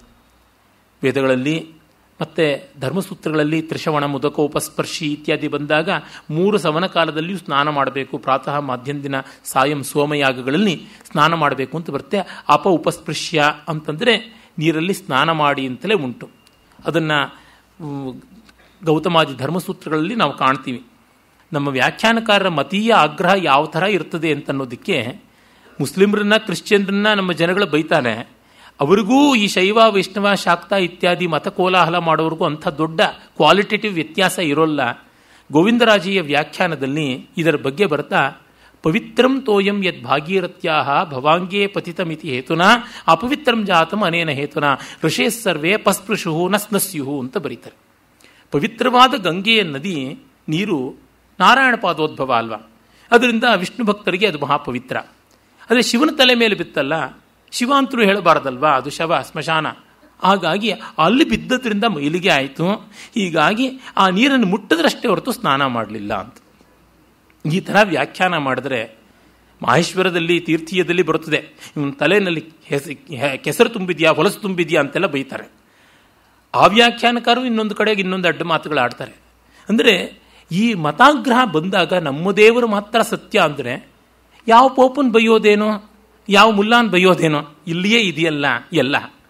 ಹೀಗಾಗಿ ನಮ್ಮ ಜನರು ಎಂದೂ ಈ ನಮ್ಮ ದೇವರು ದೊಡ್ಡವನು, ನಮ್ಮ ಪಂಗಡದ ದೇವರ ದೊಡ್ಡವನು, ನಮ್ಮ ಜಾತಿ ದೊಡ್ಡದು, ನಮ್ಮ ವರ್ಣ ದೊಡ್ಡದು, ನಮ್ಮ ಪಂಗಡ ದೊಡ್ಡದು ಅಂತ ಅಹಂಕಾರ ಫಲವಾಗಿ ಮುಂದೆ ಮಾಡಿಕೊಳ್ತಾರೋ ಅಲ್ಲಿವರೆಗೂ ಯಾವ ಆತ್ಮೋದ್ಧಾರವೂ ಆಗೋದಿಲ್ಲ. ಅದಕ್ಕಿಂತ ಕಾವ್ಯ ಸಂದರ್ಭಗಳನ್ನು ತೆಗೆದುಕೊಂಡು ಕೂಡ ತಿರುಚಿ ಮಾಡ್ತಾರೆ. ಶಿವಪಾರಮ್ಯ ಬಂದಲ್ಲೆಲ್ಲ ಅದನ್ನು ತಿರುಚತಕ್ಕಂಥದ್ದು. ಹಾಗೆ ಶೈವ ಭಕ್ತರು ಕೂಡ ಅದೇ ಥರವೇ ಮಾಡ್ತಾರೆ. ವಿಷ್ಣು ಪಾರಮ್ಯ ಬಂದಲ್ಲೆಲ್ಲ ತಿರುಚತಕ್ಕಂಥದ್ದು, ಉಪೇಕ್ಷೆ ಮಾಡ್ತಕ್ಕಂಥದ್ದು. ಎಷ್ಟು ಕಡೆ ನೋಡ್ತೀವಿ, ವಚನಕಾರರಲ್ಲೇ ಕೆಲವು ಕಡೆಗೆ ತುಂಬ ಕಠೋರವಾಗಿ ಅನ್ಯ ದೇವಗಳ ನಿಂದೆ ಬರುತ್ತದೆ. ಇವತ್ತು ನಮ್ಮ ಕನ್ನಡದ ವಿದ್ವಾಂಸರಿಗೆ ಎಲ್ಲ ವಚನಗಳಲ್ಲಿ ತುಂಬ ಜಾನಪದೀಯವಾದ ಮೌಲ್ಯಗಳಿವೆ, ಸೆಕ್ಯುಲರ್ ಆಗಿದೆ, ಹಾಗೆ ಹೀಗೆ ಅಂತೆಲ್ಲ ಕೋಲಾಹಲ ಮಾಡ್ತಾರೆ. ಎಷ್ಟು ಕಡೆ ವಚನಗಳಲ್ಲಿ ಮಾರಿ, ಮಸಣಿ ಇತ್ಯಾದಿ ಜಾನಪದ ದೇವತೆಗಳನ್ನು ಬೈಯೋದು ಬರುತ್ತೆ. ವಚನಕಾರರ ತಾತ್ಪರ್ಯ ಸಾತ್ವಿಕ ಪೂಜೆ ಅಂತ ಅವರ ಮರ್ಯಾದೆ ನಾವು ಉಳಿಸ್ಬೋದು, ಏನೂ ಕಷ್ಟವಿಲ್ಲ. ಆದರೆ ಅದಕ್ಕೆ ಬೇಕಾದದ್ದು ಆರ್ಷ ದೃಷ್ಟಿ, ಈ ಲೆಫ್ಟಿಸ್ಟ್ ಕಮ್ಯುನಿಸ್ಟ್ ದೃಷ್ಟಿ ಅಲ್ಲ. ಅಂದರೆ ಇವ್ರು ಮಾತಾಡ್ತಿದ್ದಾರೆ ಜಾನಪದ ಅಂತಾರೆ, ಆ ಜನಪದ ದೈವಗಳನ್ನೇ ವಚನಕಾರರು ಬೈತಿದ್ದಾರೆ. ಇದನ್ನು ಯಾರೂ ಬಯಲು ಮಾಡಿಲ್ಲ. ಯಾಕೆಂತಂದರೆ ವಚನಕಾರನ್ನೇ ಮತ್ತೆ ಬೈಬೇಕಾಗುತ್ತೆ. ಅದು ಬೈದರೆ ಇಬ್ಬಾಯಿ ಖಡ್ಗ, ನಮ್ಮ ರಾಜ್ಯದ ಬಹಳ ಪ್ರಬಲವಾದ ಕೋಮಿನ ಜೊತೆಗೆ ವಿರೋಧ ಮಾಡಿಕೊಳ್ಳೋದಾಗುತ್ತದೆ. ಆಮೇಲಿಂದ ಅವರು ಫತ್ವ ಹೊರಡಿಸ್ಬಿಟ್ರೆ ಏನು ಗತಿ ಅಂತ. ಯಾಕೆಂದರೆ ಆಗಿದೆಯಲ್ಲ ಎಷ್ಟೋ ಬಾರಿ ಗಣಾಚಾರವನ್ನು ನಡೆಸ್ತೀವಿ ಅಂತೆಲ್ಲ ಧರ್ಮಕಾರಣ ಎಲ್ಲ ಆದಾಗ ಕೆ ವಿ ನಾರಾಯಣ ಅಂತ ಅವ್ರ ಮೇಲೆಲ್ಲ. ಅವರಾದರೂ ಅಷ್ಟೇನೆ ರಾಗದ್ವೇಷ ಭೂಯಿಷ್ಠರಾಗಿ ಆ ಯಾವುದೇ ಸ್ವಾರಸ್ಯ ಕಾವ್ಯತ್ವ ಇಲ್ಲದೇ ಇರೋ ಕಾದಂಬರಿಯ ಆಭಾಸವನ್ನು ಬರೆದರು. ಹಾಗಾಯಿತು, ಕಲೆ ಇಲ್ಲ ಅಲ್ಲಿ, ಬರೀ ಕೋಲಾಹಲ ಇದೆ. ಯಾಕಿದನ್ನು ಹೇಳ್ತೀನಿ ಅಂದರೆ ರಾಗದ್ವೇಷಗಳಿಂದ ದುರಾಗ್ರಹದಿಂದ ಪೀಡಿತರಾಗಿ ನಾವು ಯಾವ ಮೌಲ್ಯವನ್ನು ವಿವೇಚನೆ ಮಾಡಬಾರ್ದು. ಅದು ರಾಮಾಯಣವಿರಲಿ, ವಚನವಿರಲಿ, ಮಹಾಭಾರತವಿರಲಿ, ಬೈಬಲ್ ಇರಲಿ, ಯಾವುದಿರಲಿ ಆತ್ಮದೃಷ್ಟಿಯಿಂದ ನೋಡಬೇಕು. ಹಾಗೆ ನೋಡಿದಾಗ ಇದರ ದೊಡ್ಡತನ ಸಣ್ಣತನವನ್ನು ತೀರ್ಮಾನ ಮಾಡೋದು ನಾವ. ಶಿವಕೇಶವರಲ್ಲಿ ಯಾರು ಮೇಲು ಯಾರು ಕೀಳು ಅಂತ ತೀರ್ಮಾನ ಮಾಡೋದು ನಾವ ಅಲ್ಲ. ಇವುಗಳ ಬಗ್ಗೆ ಗಮನವಿಲ್ಲದೆ ಈ ವ್ಯಾಖ್ಯಾನಕಾರರು, ಅದೇ ಪ್ರಾಚೀನರಲ್ಲಿ ಹಾಗಿಲ್ಲ. ನೀವು ಕಾಳಿದಾಸನ ನೋಡಿ, ಭೌಭೂತಿಯನ್ನು ನೋಡಿ, ಭಾಸನನ್ನು ನೋಡಿ, ಬಾಣಭಟ್ಟನ್ನು ನೋಡಿ, ಎಲ್ಲಿಯಾದರೂ ಈ ಅಪಸವ್ಯಗಳು ಕಾಣಿಸುತ್ತವಾ ನೋಡಿ? ಖಂಡಿತ ಕಾಣಿಸೋಲ್ಲ. ಅಷ್ಟಕ್ಕೆ ಒಬ್ಬ ಕುಮಾರವ್ಯಾಸನನ್ನು, ಒಬ್ಬ ಲಕ್ಷ್ಮೀಶನನ್ನು ನೋಡಿ ಸಾಕು, ಗೊತ್ತಾಗುತ್ತದೆ. ಈ ಮಹಾಕವಿಗಳ ದೃಷ್ಟಿ ತುಂಬ ದೊಡ್ಡದಾದದ್ದು. ಅದನ್ನು ನಾವು ಅಂತರಂಗದಲ್ಲಿ ಮೈಗೂಡಿಸಿಕೊಳ್ಳಬೇಕು. ಹೀಗೆ ಗಂಗೆ ಬರ್ತಾಳೆ, ಎಲ್ಲರೂ ಕೂಡ ಆಕೆಯನ್ನು ಆದರಿಸ್ತಾರೆ. ಆಮೇಲೆ ಜನ್ನು ಮಹರ್ಷಿಯ ಯಾಗಶಾಲೆಯನ್ನು ಕೊಚ್ಚಿಸಿಬಿಡ್ತಾಳೆ. ಆಗ ಜನ್ನುವಿಗೆ ಕೋಪ ಬಂದು ಗಂಗಾ ಸಂಪ್ಲಾವಯಾಮಾಸ ಯಜ್ಞಮಾಟಂ ಮಹಾತ್ಮನಃ. ಆಗ ಕೋಪ ಬಂದು ತಸ್ಯಾವಲೇಪನಂ ಜ್ಞಾತ್ವಾ ಕ್ರುದ್ಧೋ ಯಜ್ವಾತು ರಾಘವ ಅಪಿಬಚ್ಚ ಜಲಂ ಸರ್ವಂ ಗಂಗಾಯಃ ಪರಮಾದ್ಭುತಂ. ಇದೊಂದು ಸ್ವಾರಸ್ಯಕಾರಿಯಾದ ಅಂತರಾಯ ವಿಘ್ನ ಮಧ್ಯೆ ಬಂದದ್ದು. ಜನ್ನು ಮಹರ್ಷಿಯ ಯಾಗ ಉಪಪ್ಲವಕ್ಕೆ ತುತ್ತಾಯಿತು. ಅಂದರೆ ನಾವು ಒಂದು ದೊಡ್ಡ ಕೆಲಸ ಮಾಡ್ತಾ ಇದ್ದಾಗ ಮಧ್ಯದಲ್ಲಿ ಎಷ್ಟೋ ಜನರದ್ದು ಅನ್ಯಾಯಗಳಾಗ್ಬಿಡ್ತದೆ. ಏನಿಲ್ಲ, ಈ ಶರಾವತಿ ಮತ್ತು ಕಾಳಿ ಇತ್ಯಾದಿಗಳು ನಡೆದಾಗ ಮುಳುಗಡೆಗೆ ತುತ್ತಾದಂಥ ಪ್ರದೇಶಗಳು ಎಷ್ಟೊಂದು. ಆ ಮುಳುಗಡೆಯ ಜನಗಳ ನೋವು ಎಂಥದ್ದು. ಅದರ ಒಂದು ಪ್ರಾತಿನಿಧಿಕ ರೂಪವಾಗಿ ಈ ಪ್ರಸಂಗವನ್ನು ಕಂಡ್ರೆ ಎಷ್ಟು ಅಂತರಂಗಕ್ಕೆ ಹತ್ತಿರವಾಗುತ್ತದೆ ಇಡೀ ಪ್ರಕರಣ ನೋಡಿ. ಜನ್ನು ಮಹರ್ಷಿಯ ಒಂದು ಆಶ್ರಮ ಮುಳುಗಿದರೆ ಏನು ಎಷ್ಟೋ ದೊಡ್ಡ ಒಳಿತಾಗ್ತಾ ಇದೆಯಲ್ಲ ಅಂದರೆ ಆ ಮುಳುಗುವಿಕೆ ಬಗ್ಗೆ ಗಮನ ನಮಗಿರಬೇಕು. ಏನು ಸಾಧ್ಯವೋ ಆ ಅನುಕೂಲತೆಯನ್ನು ಮಾಡಿಕೊಡಬೇಕು. ಸರ್ವೇಷಾಂ ಅವಿರೋಧೇನ ಬ್ರಹ್ಮಕರ್ಮ ಅಂತ ನೋಡಿದಾಗ ಈ ದೃಷ್ಟಿಯಿಂದ ನಮ್ಮ ಬದುಕಿನ ಜೊತೆಗೆ ನಾವು ಸಮನ್ವಯ ಮಾಡಿಕೊಂಡಾಗ ಅದು ಅಧ್ಯಾತ್ಮದ ಅರ್ಥ. ಅಧ್ಯಾತ್ಮದ ಅರ್ಥ ಅಂದರೆ ಇನ್ಯಾವುದೋ ಪರಲೋಕದಲ್ಲಿ ಇರ್ತಕ್ಕಂಥದ್ದು ಅಂತಲ್ಲ, ನಮ್ಮ ಅಂತರಂಗಾನುಭವಕ್ಕೆ ಹತ್ತಿರ ಬರುವಂಥದ್ದಾಗಿ ನೋಡಿಕೊಂಡಾಗ ಇದು ಸ್ಪಷ್ಟವಾಗುತ್ತದೆ. ಆಮೇಲೆ ಜನ್ನು ಮಹರ್ಷಿಯನ್ನು ಪ್ರಾರ್ಥನೆ ಮಾಡ್ತಾರೆ. ತಥೋ ದೇವಾ ಸಗಂಧರ್ವ ಋಷಿಯಶ್ಚ ಸುವಿಸ್ಮಿತಾ ಪೂಜಯಂತಿ ಮಹಾತ್ಮಾನಂ ಜಹ್ನುಂ ಪರಮಸ ಪುರುಷ ಸತ್ತಮಂ. ಆಮೇಲೆ ಅವನು ಪ್ರಾರ್ಥನೆ ಮಾಡಿದಾಗ ಮತ್ತೆ ಗಂಗಾಂ ಚಾನುನಯಂತಿ ಸ್ಮ ದುಹಿತತ್ವೇ ಮಹಾತ್ಮನಃ, ನೀನು ನಿನ್ನ ಮಗಳು ಅಂತ ಭಾವಿಸಿ ಬಿಟ್ಟುಕೊಡಪ್ಪ ಅಂದಾಗ ಕಿವಿಯಿಂದ ಶ್ರೋತ್ರಾಭ್ಯಾಮ್ ಅಸೃಜತ್ ಪುನಃ ಅಂತ ಹೇಳಿ. ಈ ಕಥೆಗೆ ವಾಸ್ತವದಲ್ಲಿ ಯಾವ ಅರ್ಥವನ್ನು ಲಿಟ್ರಲ್ಲಾಗಿ ಕೊಡೋಕ್ಕಾಗೋದಿಲ್ಲ. ಆದರೆ ಈ ಒಂದು ಮೌಲ್ಯವಾಗಿ ನೋಡಿದಾಗ ಸಂತ್ರಸ್ತರು ಗಂಗೆಯನ್ನು ತಡೆಯಬಲ್ಲರು. ಒಂದು ದೊಡ್ಡ ಕೆಲಸದಲ್ಲಿ ಯಾವುದೇ ಅಪರಾಧವಿಲ್ಲದ ಮುಗ್ಧರಾದವರು ಅನ್ಯಾಯಕ್ಕೆ ಒಳಗಾದಾಗ ಅದನ್ನು ಗಮನಿಸಬೇಕು, ಅನ್ಯಾಯವನ್ನು ಪರಿಹಾರ ಮಾಡಬೇಕು. ಇಂಥದ್ದು ನಮ್ಮಲ್ಲಿ ಎಷ್ಟೆಷ್ಟೋ ಕಾಣುತ್ತದೆ. ನಮ್ಮ ಪುರಾಣ ಕಥೆಗಳಲ್ಲಿ ಈ ಥರ ಇಷ್ಟು ಸೂಕ್ಷ್ಮಗಳು ಬರುತ್ತವೆ ಅಂದರೆ ಯಾರೊಬ್ಬರಿಗೂ ಆದಂಥ ನೋವನ್ನು ಸ್ಪಂದಿಸಬೇಕು, ಅದನ್ನು ತಡೆಯಬೇಕು ಅಂತೆಲ್ಲ ಹೇಳಿ. ನೋಡಿ, ಒಬ್ಬ ಹುಡುಗ ಆಸ್ತಿಕ ಬಂದು ಜನಮೇಜಯನ ಸರ್ಪಯಾಗವನ್ನು ನಿಲ್ಲಿಸ್ತಾನೆ. ನಿನ್ನ ತಂದೆಯನ್ನು ಒಂದು ಸರ್ಪ ಕಚ್ಚಿತು ಅಂತ ಇಡೀ ಸರ್ಪ ಜಾತಿಯನ್ನೇ ಕೊಂದು ಬಿಟ್ಟರೆ ಹೇಗೆ? ಸುಜನ ಅಂತ ನಾರಾಯಣ ಶೆಟ್ಟರು ಅಂತ ಅವರ ಹೆಸರು, ಕುವೆಂಪು ಮೊದಲಾದವರ ಶಿಷ್ಯ ಪಂಕ್ತಿಯಲ್ಲಿ ಬಂದಂಥವರು. ಅವರು ಯುಗಸಂಧ್ಯಾ ಅಂತ ಒಂದು ದೀರ್ಘ ಕಾವ್ಯವನ್ನು ಬರೆದಿದ್ದಾರೆ. ಕೆಲವು ಭಾಗಗಳು ಚೆನ್ನಾಗಿವೆ. ಅಲ್ಲಿ ಮಹಾಭಾರತದ ಉತ್ತರ ಕಥನ ಅಂದರೆ ಯುದ್ಧೋತ್ತರ ಕಥನ ಅಲ್ಲಿ ಉಂಟು. ಈ ಸರ್ಪಯಾಗದ ಪ್ರಸ್ತಾವ ಬಂದಾಗ ಅಲ್ಲಿ ಅದನ್ನು ತುಂಬ ಚೆನ್ನಾಗಿ ಅದರ ಪ್ರತಿಮೆಯನ್ನು ತೋರ್ಪಡಿಸ್ತಾರೆ. ಎಲ್ಲೆಲ್ಲೂ ಹಾವುಗಳನ್ನು ಕೊಂದ ಮೇಲೆ ಎಲೆಗಳು ಹೆಚ್ಚಾದವು, ಕಪ್ಪೆಗಳು ಹೆಚ್ಚಾದವು. ಈ ದಂಶಕ ಪ್ರಾಣಿಗಳು ಅಂತ ಕರೀತಾರಲ್ಲ, ಆ ದಂಶಕ ಪ್ರಾಣಿಗಳ ಸಂಖ್ಯೆ ಹೆಚ್ಚಾದಾಗ ಭತ್ತ ಮೊದಲಾದ ಎಲ್ಲ ಧಾನ್ಯಗಳು ಧ್ವಸ್ತವಾಗುತ್ತವೆ, ಪ್ಲೇಗಿನಂಥ ರೋಗಗಳು ಬರುತ್ತವೆ. ಆಮೇಲೆ ಏನು ಗತಿ ಅಂತ ಎಲ್ಲರೂ ಯೋಚನೆ ಮಾಡ್ತಾರೆ.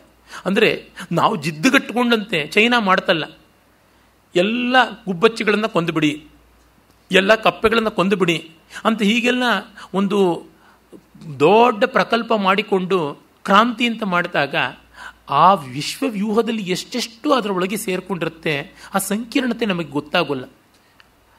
ವಾಗ್ಭಟ ತನ್ನ ಅಷ್ಟಾಂಗ ಹೃದಯದಲ್ಲಿ ಒಂದು ಕಡೆ ಹೇಳ್ತಾನೆ, ಯಾವೊಬ್ಬನಿಗೂ ಮಾನವ ಶರೀರವೇ ಚೆನ್ನಾಗಿ ಗೊತ್ತಾಗೋದು ಕಷ್ಟ ಇದೆ ಅಂತ. ಅದು ಬಹಳ ಮುಖ್ಯವಾದದ್ದು, ಸೂತ್ರಸ್ಥಾನದಲ್ಲೇ ಬರುತ್ತದೆ. ಅಂದರೆ ಇವರು ಬೃಹತ್ರಯಿಯಲ್ಲಿ ಚರಕರಲ್ಲಿ ಕೂಡ ಬರುತ್ತದೆ. ಅದು ಇಡೀ ಶರೀರದ ಇಷ್ಟು ಅವಯವಗಳಿದೆ, ಅವುಗಳ ವರ್ತನೆ ಹೇಗೆ, ಇಟ್ಸ್ ಅ ಡೈನಮಿಕ್ ಸಿಸ್ಟಮ್, ಯಂತ್ರದಂತೆ ಕೆಲಸ ಮಾಡೋದಲ್ಲ. ನೋಡಿ, ಒಂದು ಕಾಲಿಗೆ ಪೆಟ್ಟಾಯಿತು ಅಂತಂದರೆ ಅದು ತಿದ್ದಲಾಗದಂತೆ ಆಗಿದೆ ಅಂದರೆ ಇಡೀ ಶರೀರವೇ ಆ ಕಾಲಿಗೆ ಹೊಂದಿಕೊಳ್ಳುತ್ತದೆ, ನಡಿಗೆಯೇ ಬದಲಾಗುತ್ತದೆ.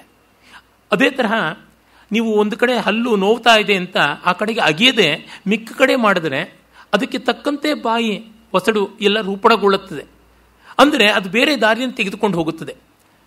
ಹಾಗೆ ತೆಗೆದುಕೊಂಡು ಹೋದಾಗ ಇನ್ನಷ್ಟು ಅನರ್ಥಗಳು ಆಗುತ್ತವೆ. They take a different course and it may lead to some other problem. ಇಷ್ಟು ಡೈನಮಿಕ್ ಆದದ್ದು, ಇಷ್ಟು ಜಾಗೃತ ಆದದ್ದು ದೇಹ ಅನ್ನುವುದು, ಇಷ್ಟು ಸಣ್ಣದಾದ ಪಿಂಡಾಂಡವೇ ಹೀಗಾದರೆ ಇನ್ನು ಬ್ರಹ್ಮಾಂಡ ಎಷ್ಟು ಸಂಕೀರ್ಣವಾದದ್ದು. ಅದರಿಂದ ಸುಧಾರಣೆಗಳು ಮಾಡುವಾಗ ಅತಿವೈದ್ಯ ಹೊಸ ರುಜನಕ್ಕೆ ಎಡೆಯಾದೀತು ಮಂಕುತಿಮ್ಮ ಅಂತ DVG ಹೇಳ್ತಾರಲ್ಲ, ಈ ಎಚ್ಚರ ಇರಬೇಕು. ಜಗತ್ತಿಗೆ ಭಾರತ ದೇಶದಂಥ ನಾಗರಿಕತೆಗಳು, ಸಂಸ್ಕೃತಿಗಳು ಯಾಕೆ ಮುಖ್ಯ ಅಂದರೆ ಇಲ್ಲಿ ಕನಿಷ್ಠ ಪಕ್ಷ 7-8 ಸಾವಿರ ವರ್ಷಗಳಿಂದಲೂ ಒಳ್ಳೆ ರೀತಿಯಲ್ಲಿ ಜನ ಬಾಳೋದು ಹೇಗೆ ಅನ್ನೋದು ಕಲಿತ್ಕೊಂಡಿದ್ದಾರೆ. ಅದರಿಂದ ಇವರು ಏನೇನು ರೋಗಗಳನ್ನು, ಏನೇನು ಸಮಸ್ಯೆಗಳನ್ನು, ಏನೇನು ತೊಂದರೆಗಳನ್ನು ಎದುರಿಸಿಕೊಂಡು ಯಾವ ರೀತಿ ಬೆಳಕೊಂಡು ಬಂದರು ಅಂತಿದೆಯಲ್ಲ, ಅದನ್ನು ಕಲಿತುಕೊಂಡ್ರೆ ಸಾಕು. ಜಗತ್ತಿಗೆ ಇದೊಂದು ಬ್ಲ್ಯಾಕ್ ಬಾಕ್ಸ್ ಅಂತ ನನಗನ್ಸುತ್ತೆ. ಭಾರತ ವಿಮಾನದೊಳಗೆ ಬ್ಲ್ಯಾಕ್ ಬಾಕ್ಸ್ ಅಂತ ಇಟ್ಟಿರ್ತಾರಲ್ಲ, ಅಪಘಾತ ಎಲ್ಲ ಆದಾಗ ಅದನ್ನು ನೋಡಿದ್ರೆ ಏನೆಲ್ಲ ಆಗಿತ್ತು ಅಂತ ಗೊತ್ತಾಗುತ್ತದೆ ಅಂತ. ಇದೊಂದು ರೀತಿಯಾದ ಒಂದು ಜೀನ್ ಕೋಡ್ ಜಗತ್ತಿಗೆ ಇದೆ ಅಂತ. ಮಿಕ್ಕ ಜಗತ್ತು ಇಷ್ಟು ವಿಸ್ತೃತವಾಗಿ ಇಷ್ಟು ದೀರ್ಘಕಾಲದ ಬಾಳುವೆಯನ್ನು ಹೊಂದಿಲ್ಲ. ನೋಡಿ, ಇಷ್ಟು ವರ್ಷ ಆದರೂ ನಮ್ಮ ನೆಲದ ಫಲವತ್ತತೆ ಇನ್ನೂ ಉಳಿದಿದೆ. ಬೆಳೆ ಬೆಳಿತೀವಿ, ಮಣ್ಣಿಂದ ಇಷ್ಟೆಲ್ಲ ಸವಕಳಿ ಆದರೂ ಇದಾಗಿದೆ. ಆಮೇಲೆ ಕೆಲವು ಆಹಾರ ಪದ್ಧತಿಗಳನ್ನು ಶತಮಾನಗಳಿಂದ ಬಳಸ್ಕೊಂಡು ಬಂದಿದ್ದಾರೆ. ನಾನು ಮತ್ತೆ ಹೇಳ್ತಾ ಇರ್ತೀನಿ, ನಮ್ಮ ದೇಶದ ಊಟ ತಿಂಡಿ ಅಂತ ಏನಿದೆ ಅದು ಪ್ರಾಚೀನ ಜಗತ್ತಿನ ಅತ್ಯಂತ ಪುರಾತನವಾದ ಆಹಾರ ಪದ್ಧತಿಯೇ ಆಗಿದೆ. ನಾವು ಹದಗೆಟ್ಟು ಬದಲಾಯಿಸ್ಕೊಳ್ತಾ ಇದ್ದೀವಿ ಈಚೆಗೆ ಅಷ್ಟೇ. ಇದನ್ನು ನೋಡಿದಾಗ ನಮಗೆ ತಿಳಿಯುತ್ತದೆ. ನಮ್ಮ ದೇವಸ್ಥಾನಗಳ ನೈವೇದ್ಯ ಪದಾರ್ಥ ನೋಡಿದ್ರೆ ಅದು ಇವತ್ತಿಗೂ ಆರ್ಷೇಯವಾದದ್ದು. ಈಗ ಯಾವ ಮಹಾನುಭಾವರ ಸಹಸ್ರಮಾನೋತ್ಸವವೋ ಭಗವದ್ ರಾಮಾನುಜಾಚಾರ್ಯರು ಅವರ ಕಟ್ಟಲೆಯನ್ನು ನೋಡಿದ್ರೆ ಗೊತ್ತಾಗುತ್ತೆ ಅದೇ ತರಹ ಇದೆ ಅಂತ. 3 ದಿವಸದ ಕೆಳಗೆ ಪೊಂಗಲ್ ಮಾಡಿದ್ದೆ, 7-8 ಸಾವಿರ ವರ್ಷಗಳ ಪ್ರಾಚೀನ ಪೊಂಗಲ್ಲು ಅಂತಂದರೆ ಅಷ್ಟು ಪ್ರಾಚೀನವಾದಂಥದ್ದು. ಅಲ್ಲಿ ಹಾಕ್ತಾ ಇದ್ದಂಥ ಜೀರಿಗೆ, ಮೆಣಸು ಎಲ್ಲ ಕೂಡ ಒಂದು ಗೋಡಂಬಿ ಬಿಟ್ಟರೆ ಇನ್ನೆಲ್ಲವೂ ಅಷ್ಟೇ ಪ್ರಾಚೀನವಾದದ್ದು. ಗೋಡಂಬಿ ಒಂದು ಸೌತ್ ಅಮೇರಿಕಾಯಿಂದ ಈಗ 300-400 ವರ್ಷಗಳ ಕೆಳಗೆ ಬಂತು, ಅದಕ್ಕೆ ಮುಂಚೆ ಇರಲಿಲ್ಲ. ಇನ್ನು ಹಸುವಿನ ತುಪ್ಪ ಹಾಕೋದು ಅದೆಲ್ಲ ಹಾಗೇನೆ. ಕಡಲೆಕಾಯಿ ಎಣ್ಣೆ ಬಳಸದೇ ಇದ್ದರೆ ಅದು ಮತ್ತೆ ಸೌತ್ ಅಮೇರಿಕಾದು, ಅಪ್ಪಟ ಭಾರತೀಯವಾದಂಥದ್ದು. ಹೀಗೆ ಇಷ್ಟೊಂದು ಉಂಟು. ಈ ಆಹಾರ ಪದ್ಧತಿಯಲ್ಲಿ ಬದುಕಿ ಬಂದಿದ್ದಾರಲ್ಲ, ಅದು ತುಂಬ ವಿಶೇಷ. ಯಾವ ಇಮ್ಯುನಿಟಿನ ಪಡ್ಕೊಂಡಿದ್ದಾರೆ ಎಂಥದ್ದು ಅಂತ. ಜರ್ನಲ್ ಆಫ್ ಅಮೇರಿಕನ್ ಮೆಡಿಸನ್ ಯಾವುದು ಉಂಟು, ಜಾಮಾ ಅಂತ ಕರೀತಾರಲ್ಲ, journal of American medicine association ಯಾವುದೋ ಒಂದು, ಅದರ ಎಕ್ಸ್ಪ್ಯಾನ್ಷನ್ ನಂಗೆ ಸ್ಫುಟವಾಗಿ ಗೊತ್ತಾಗ್ತಲ್ಲ, ಅದೇ journal of American medical association ಅಂತ ಜಾಮಾ. ಅಲ್ಲಿ ಒಂದು ಸಂಪಾದಕೀಯವೇ ಬರೆದಿದೆ, ನಿಮಗೆ ಒಂದು ಮಟ್ಟದ ಆರೋಗ್ಯ ಬೇಕು ಅಂದರೆ 100 ವರ್ಷದ ಹಿಂದೆ ನಿಮ್ಮ ಪೂರ್ವಜರೇನಿದ್ರು ಅದರ ಆಹಾರ ಬಳಸಿ ಅಂತ. ನಾವು ಸುಲಭವಾಗಿ 500,000 ವರ್ಷಗಳ ಹಿಂದಿನ ಆಹಾರ, ಆ ಪರಂಪರೆಯ ಆಹಾರವನ್ನು ನಾವು ಬಳಸ್ತಾ ಇದ್ದೀವಿ. ಇಷ್ಟು ಮಟ್ಟಿಗೆ ಒಗ್ಗಿದೆಯಲ್ಲ, ಇದನ್ನು ಅಲೋಪ್ಯಾಥಿಯಿಂದ ಮೊದಲುಗೊಂಡು ಆಯುರ್ವೇದದವರೆಗೂ ಎಲ್ಲ ವಿವೇಕಿಗಳು ಒಪ್ಪುತ್ತಾರೆ. ಹೀಗಾಗಿ ಭಾರತದಂಥ ದೇಶದಲ್ಲಿ ಏನು ನಡೆದಿದೆ ಅನ್ನೋದನ್ನು ಕಂಡುಕೊಂಡ್ರೆ ನಮಗೆ ಪ್ರಯೋಜನ ಉಂಟು. ಈ ರೀತಿಯಾದ ಸೂಕ್ಷ್ಮತೆಗಳ ಕಡೆಗೆ ನಾವು ಗಮನ ಕೊಡಬೇಕೇ ಹೊರತು ಯಾರ ಹೆಸರು ಏನು, ಯಾರ ಗೋತ್ರ ಏನು, ಯಾರು ಎಲ್ಲಿ ಸತ್ರು, ಯಾವುದು ಎಷ್ಟು ಸಂಖ್ಯೆ ಇದು, ಸೀತೆಗಿಂತ ರಾಮ 3 ತಿಂಗಳು ದೊಡ್ಡವನೇ 6 ತಿಂಗಳು ಚಿಕ್ಕವನೇ, ಇವುಗಳಲ್ಲಿ ಏನು ಹುರುಳಿಲ್ಲ ತಿರುಳಿಲ್ಲ. ಇರಲಿ, ಗಂಗಾ ಅವತರಣವಾಗುತ್ತದೆ. ಆಮೇಲೆ ಆ ಭಸ್ಮದ ಮೇಲೆ ಹೋಗಿ ಅಥ ತದ್ಭಸ್ಮನಾಂ ರಾಶಿಂ ಗಂಗಾ ಸಲಿಲ ಮುತ್ತಮಂ ಪ್ಲಾವಯದ್ ಧೂತಂ ಪಾಪ್ಮಾನಃ ಸ್ವರ್ಗಂ ಪ್ರಾಪ್ತ ರಘುತ್ತಮ. ಆಗ ಗಂಗೆಯಿಂದಾಗಿ ಅವರಿಗೆ ಸದ್ಗತಿ ಸಿಕ್ಕಿತು ಅಂತ. ಇಡೀ ಆ ಕಥೆಯೇ ಒಂದು ಮಹಾಪ್ರತೀಕವಾಗಿದೆ. ಒಬ್ಬರ ಉದ್ಧರಣಕ್ಕಾಗಿ ವಂಶ ಪ್ರಯತ್ನ ಪಟ್ಟಿದೆ. ಎಷ್ಟು ತಲೆಮಾರುಗಳು ದುಡಿದಿವೆ ಅಂತಂದರೆ ಒಬ್ಬರ ತಲೆಯಲ್ಲಿ ಫಲಿಸದೇ ಇದ್ದರೂ ಮತ್ತಿನ್ಯಾರ ತಲೆಯಲ್ಲೋ ಫಲಿಸಬಹುದು. ಅಷ್ಟಾಕೆ ಗಾಡ್ ನ್ಯಾಮ್ ಪಾರ್ಟಿಕಲ್ಗೆ ಎಷ್ಟು ವರ್ಷದ ಸಂಶೋಧನೆ ಮಾಡಿದ್ರು, ಎಷ್ಟು ವಿಜ್ಞಾನಿಗಳು ಸಂಶೋಧನೆ ಮಾಡಿದ್ರು ಅಂತ. ಅದರಿಂದ ಬಂದ ವಿಷಯದ ಮಹತ್ವ ಆಗಿರಲಿ, ಆ ಥರ ನಡೆಯುತ್ತದೆ. ಕೆಲವು ಯೋಜನೆಗಳಿಗೆ ಕೊನೆಯೇ ಇಲ್ಲ. ಉದಾಹರಣೆಗೆ ಬಹಳ ಎದುರಿಗೆ ತೋರ್ತಕ್ಕಂಥದ್ದು ದೃಷ್ಟ ಅಂತ ನಮ್ಮ ಕನ್ನಡ ಸಾಹಿತ್ಯ ಪರಿಷತ್ತು ಮಾಡಿದಂತಹ 8 ಸಂಪುಟಗಳ ಕನ್ನಡ ನಿಘಂಟು. ಭಾರತದ ಅನೇಕ ಭಾಷೆಗಳಲ್ಲಿ ಅಂಥ ಒಳ್ಳೆಯ ನಿಘಂಟು ಇಲ್ಲ. ಅದನ್ನು ಆರಂಭ ಮಾಡಿದ AR ಕೃಷ್ಣಶಾಸ್ತ್ರಿಗಳು, DL ನರಸಿಂಹಾಚಾರ್ಯರು, ತೀನಂ ಶ್ರೀಕಂಠಯ್ಯನವರಿಂದ ಮೊದಲುಗೊಂಡು ಅದು ಬಂತಲ್ಲ, ಎಷ್ಟೋ ಜನ ನೋಡೋಕ್ಕಿರಲಿಲ್ಲ. ಅದರ ಮೊದಲನೇ ಸಂಪುಟವನ್ನು ನೋಡೋಕ್ಕಿರಲಿಲ್ಲ ಪಾಪ. ಆದರೆ ಅದಷ್ಟು ಚೆನ್ನಾಗಿ ಈಗ ರೂಪುಗೊಂಡಿದೆ. ಮತ್ತೆ ಅದಕ್ಕೆ ಪರಿಶಿಷ್ಟಗಳು, ಬೆಳವಣಿಗೆಗಳು ಆಗ್ತಲೇ ಇರಬೇಕಾಗುತ್ತದೆ. ದೊಡ್ಡ ಯೋಜನೆಗಳಲ್ಲಿ ನಾವು ಫಲ ಪಡ್ಕೊಳ್ಳೋಕ್ಕಾಗದೆ ಹೋಗ್ಬೋದು. ಮುಂದಿನವರು ಪಡ್ಕೋತಾರೆ, ಆದರೂ ತೊಂದರೆ ಇಲ್ಲ, ದುಡಿಯೋಣ ಅನ್ನುವ ಭಾವದಿಂದ ದುಡಿಯುವುದಿದೆಯಲ್ಲ, ಇದು ತುಂಬ ದೊಡ್ಡ ಕರ್ಮ ಫಲತ್ಯಾಗವನ್ನು ಅಪೇಕ್ಷೆ ಮಾಡುತ್ತದೆ. ಗೀತೋಪದೇಶ ಇದಕ್ಕಿಂತ ಮಿಗಿಲಾದದ್ದು ಏನು. ಆಮೇಲೆ ಆ ಗಂಗೆ ಸಮುದ್ರ ಸೇರ್ತಾಳೆ. ಆಗಿನಿಂದ ಸಮುದ್ರಕ್ಕೆ ಸಾಗರ ಅಂತ ಹೆಸರಾಯಿತು ಅಂತ ಗೊತ್ತಾಗುತ್ತದೆ. ಮತ್ತೆ ಬ್ರಹ್ಮ ಹೇಳ್ತಾನೆ, ನೋಡಪ್ಪ, ಎಲ್ಲಿವರೆಗೂ ಸಾಗರಸ್ಯ ಜಲಂ ಲೋಕೆ ಯಾವತ್ ಸ್ಥಾಸ್ಯತಿ ಪಾರ್ಥಿವ ಸಗರಸ್ಯ ಆತ್ಮಜಾಸ್ತಾವತ್ ಸ್ವರ್ಗೇ ಸ್ಥಾಸ್ಯಂತಿ ದೇವವತ್. ಎಲ್ಲಿವರೆಗೆ ಸಮುದ್ರದಲ್ಲಿ ನೀರಿರುತ್ತೋ ಅಲ್ಲಿವರೆಗೂ ಸಗರನ ಮಕ್ಕಳಿಗೆ ಸ್ವರ್ಗ ಉಂಟು ಅಂತ. ಯಾವ ನದಿ ನೀರನ್ನು ಹೇಳಲಿಲ್ಲ, ಸಮುದ್ರದ ನೀರು ಹೇಳಿದ್ದು. ಸಮುದ್ರ ನೀರು ಬತ್ತುವಂತೆ ಇಲ್ಲ. ಆ ದೃಷ್ಟಿಯಿಂದ ಬ್ರಹ್ಮವಾಕ್ಯ ಶತಸಿದ್ಧವಾಗಿ ಉಳಿದಿದೆ. ಹಾಗಾಗಿ ಈ ಗಂಗೆ ತುಂಬ ಪವಿತ್ರಳಾದವಳು. ಈ ಗಂಗೆಯಲ್ಲಿ ಸ್ನಾನ ಮಾಡಬೇಕು ಅಂತ ಎಚ್ಚ ಗಂಗಾವತರಣಂ ತ್ವಯಾ ಕೃತಮರಿಂದಮ ಅನೇನ ಚ ಭವಾನ್ ಪ್ರಾಪ್ತೋ ಧರ್ಮಸ್ಯ ಆಯತನಂ ಮಹತ್ ಪ್ಲಾವಯಸ್ವ ತ್ವಮಾತ್ಮಾನಂ ನರೋತ್ತಮ ಸದೋಜಿತೆ ಸಲಿಲೆ ಪುರುಷವ್ಯಾಘ್ರ ಶುಚಿ ಪುಣ್ಯಫಲೋಭವ ಪಿತಾಮಹಾನಾಂ ಸರ್ವೇಷಾಂ ಕುರುಷ್ವ ಸಲಿಲ ಕ್ರಿಯಾಂ ಸ್ವಸ್ತಿ ತೇಸ್ತು ಗಮಿಷ್ಯಾಮಿ ಸಂಲೋಕಂ ಗಮ್ಯತಾಂ ನೃಪ. ಹಾಗಾಗಿ ಈ ಪಿತಾಮಹರಿಗೆಲ್ಲರಿಗೂ ಅರ್ಘ್ಯ ಕೊಡೋಣವಾಗಲಿ, ಗಂಗಾ ಸ್ನಾನ ಎಂದೂ ಕೂಡ ಮಾಡಬಹುದು. ಅದಕ್ಕೆ ಯಾವ ಅಡ್ಡಿಯೂ ಇಲ್ಲ, ಪುಣ್ಯಕಾಲ ಅಂತೇನೂ ಬೇಕಾಗಿಲ್ಲ. ಇದನ್ನೆಲ್ಲವನ್ನು ಬ್ರಹ್ಮ ಹೇಳಿ ಹೊರಡ್ತಾನೆ. ಈ ಗಂಗೆಯಲ್ಲಿ ನೀನು ಸ್ನಾನ ಮಾಡುವುದಾಗಲಿ ಅಂತ ಹೇಳಿ ರಾಮನಿಗೆ ವಿಶ್ವಾಮಿತ್ರರು ತಿಳಿಸ್ತಾರೆ. ಆಗ ನೋಡಿ, ತಸ್ಯ ಸಾ ಶರ್ವರೀ ಸರ್ವ ಸಹ ಸೌಮಿತ್ರಿಣ ತದಾ ಜಗಾಮ ಚಿಂತಯಮಾನಸ್ಯ ಅಂತ ಇರಬೇಕು. ಈ ರೀತಿಯಾದ ರೂಪಗಳು ಆರ್ಷಕಾವ್ಯದಲ್ಲಿ ತುಂಬ ಬರುತ್ತೆ. ಕಾಮಯಾನ, ಚಿಂತಯಾನ ಅಂತ ಹಾಗೆಲ್ಲ ಬರುತ್ತದೆ. ಚುರಾದಿಗಣದಲ್ಲಿ ಬರಬೇಕಾದ ಈ ಧಾತುಗಳು ಬೇರೆ ಬೇರೆ ರೀತಿಯಲ್ಲಿ ಆತ್ಮನೇಪದ್ಯೋ ಎಂಬಂತೆ ಕಾಣಿಸುತ್ತವೆ. ಚಿಂತಯನ್ ಚಿಂತಯತಃ ಈ ಥರ ಇರಬೇಕಾದದ್ದು. ಚಿಂತೆಯ ಮಾನಸ್ಯ ಅಂತ ಆತ್ಮನೇಪದ್ಯಲ್ಲಿ ಆಗಬೇಕಾದದ್ದು. ಹಾಗೆ ಆರ್ಷಕಾವ್ಯಗಳ ಲಕ್ಷಣ ಅದು. ಆಮೇಲೆ ರಾಮ ಆ ಕಥೆಯನ್ನೇ ಮೆಲುಕು ಹಾಕ್ತಾ ಇರ್ತಾನೆ. ತತಃ ಪ್ರಭಾತೆ ವಿಮಲೆ ವಿಶ್ವಾಮಿತ್ರಂ ಮಹಾಮುನಿಂ ಉವಾಚ ರಾಘವೋ ವಾಕ್ಯಂ ಕೃತಾನ್ನಿಕಮರಿಂದಮಃ. ಮತ್ತೆ ರಾಮ ಮಾತಾಡಿಸ್ತಾನೆ. ಈ ಕಥೆಯನ್ನು ಕೇಳ್ತಲೇ ಗತಾ ಭಗವತೀ ರಾತ್ರಿ. ಆ ವಿಶೇಷಣ ಚೆನ್ನಾಗಿದೆ ರಾತ್ರಿಗೆ. ರಾತ್ರಿ ವ್ಯಾಖ್ಯದಾತ್ರಿ ಅಂತೆಲ್ಲ ನಕ್ತ ಸೂಕ್ತ, ನಿಶಾ ಸೂಕ್ತವನ್ನು, ರಾತ್ರಿ ಸೂಕ್ತವನ್ನು ಋಗ್ವೇದ ಹೇಳುತ್ತದಲ್ಲ, ಅದು ಆ ಪೂಜ್ಯತೆಯನ್ನು, ಜಗತ್ತಿಗೆ ವಿಶ್ರಾಂತಿ ಕೊಡತಕ್ಕಂಥದ್ದು ರಾತ್ರಿ. ಅದರಿಂದ ಗೌರವನೀಯವಾದದ್ದು ಭಗವತಿ. ಶ್ರೋತವ್ಯಂ ಪರಮಂ ಶ್ರುತಂ ತರಾಮ ಸರಿತಾಂ ಶ್ರೇಷ್ಠಾಂ ಪುಣ್ಯಾಂ ತ್ರಿಪಥಗಾಂ ನದೀಂ. ಆ ಕೇಳ್ತಾ ಕೇಳ್ತಾ ಅದರೊಳಗೆ ಮನಸ್ಸು ಲಗ್ನವಾಯಿತು. ನಾವಿನ್ನು ದಾಟೋಣ ಅಂತ ಅವನು ಕೇಳ್ತಾನೆ. ಹಾಗೆಯೇ ಎಲ್ಲರೂ ಕೂಡ ದಾಟ್ತಾನೆ. ಅಲ್ಲಿ ಗಂಗಾಕೂಲೆ ನಿವಿಷ್ಟಾಸ್ತೆ ವಿಶಾಲಾಂ ದದೃಶು ಪುರಿಂ. ವಿಶಾಲ ಅಂತಕ್ಕಂಥ ನಗರವನ್ನು ನೋಡ್ತಾರೆ.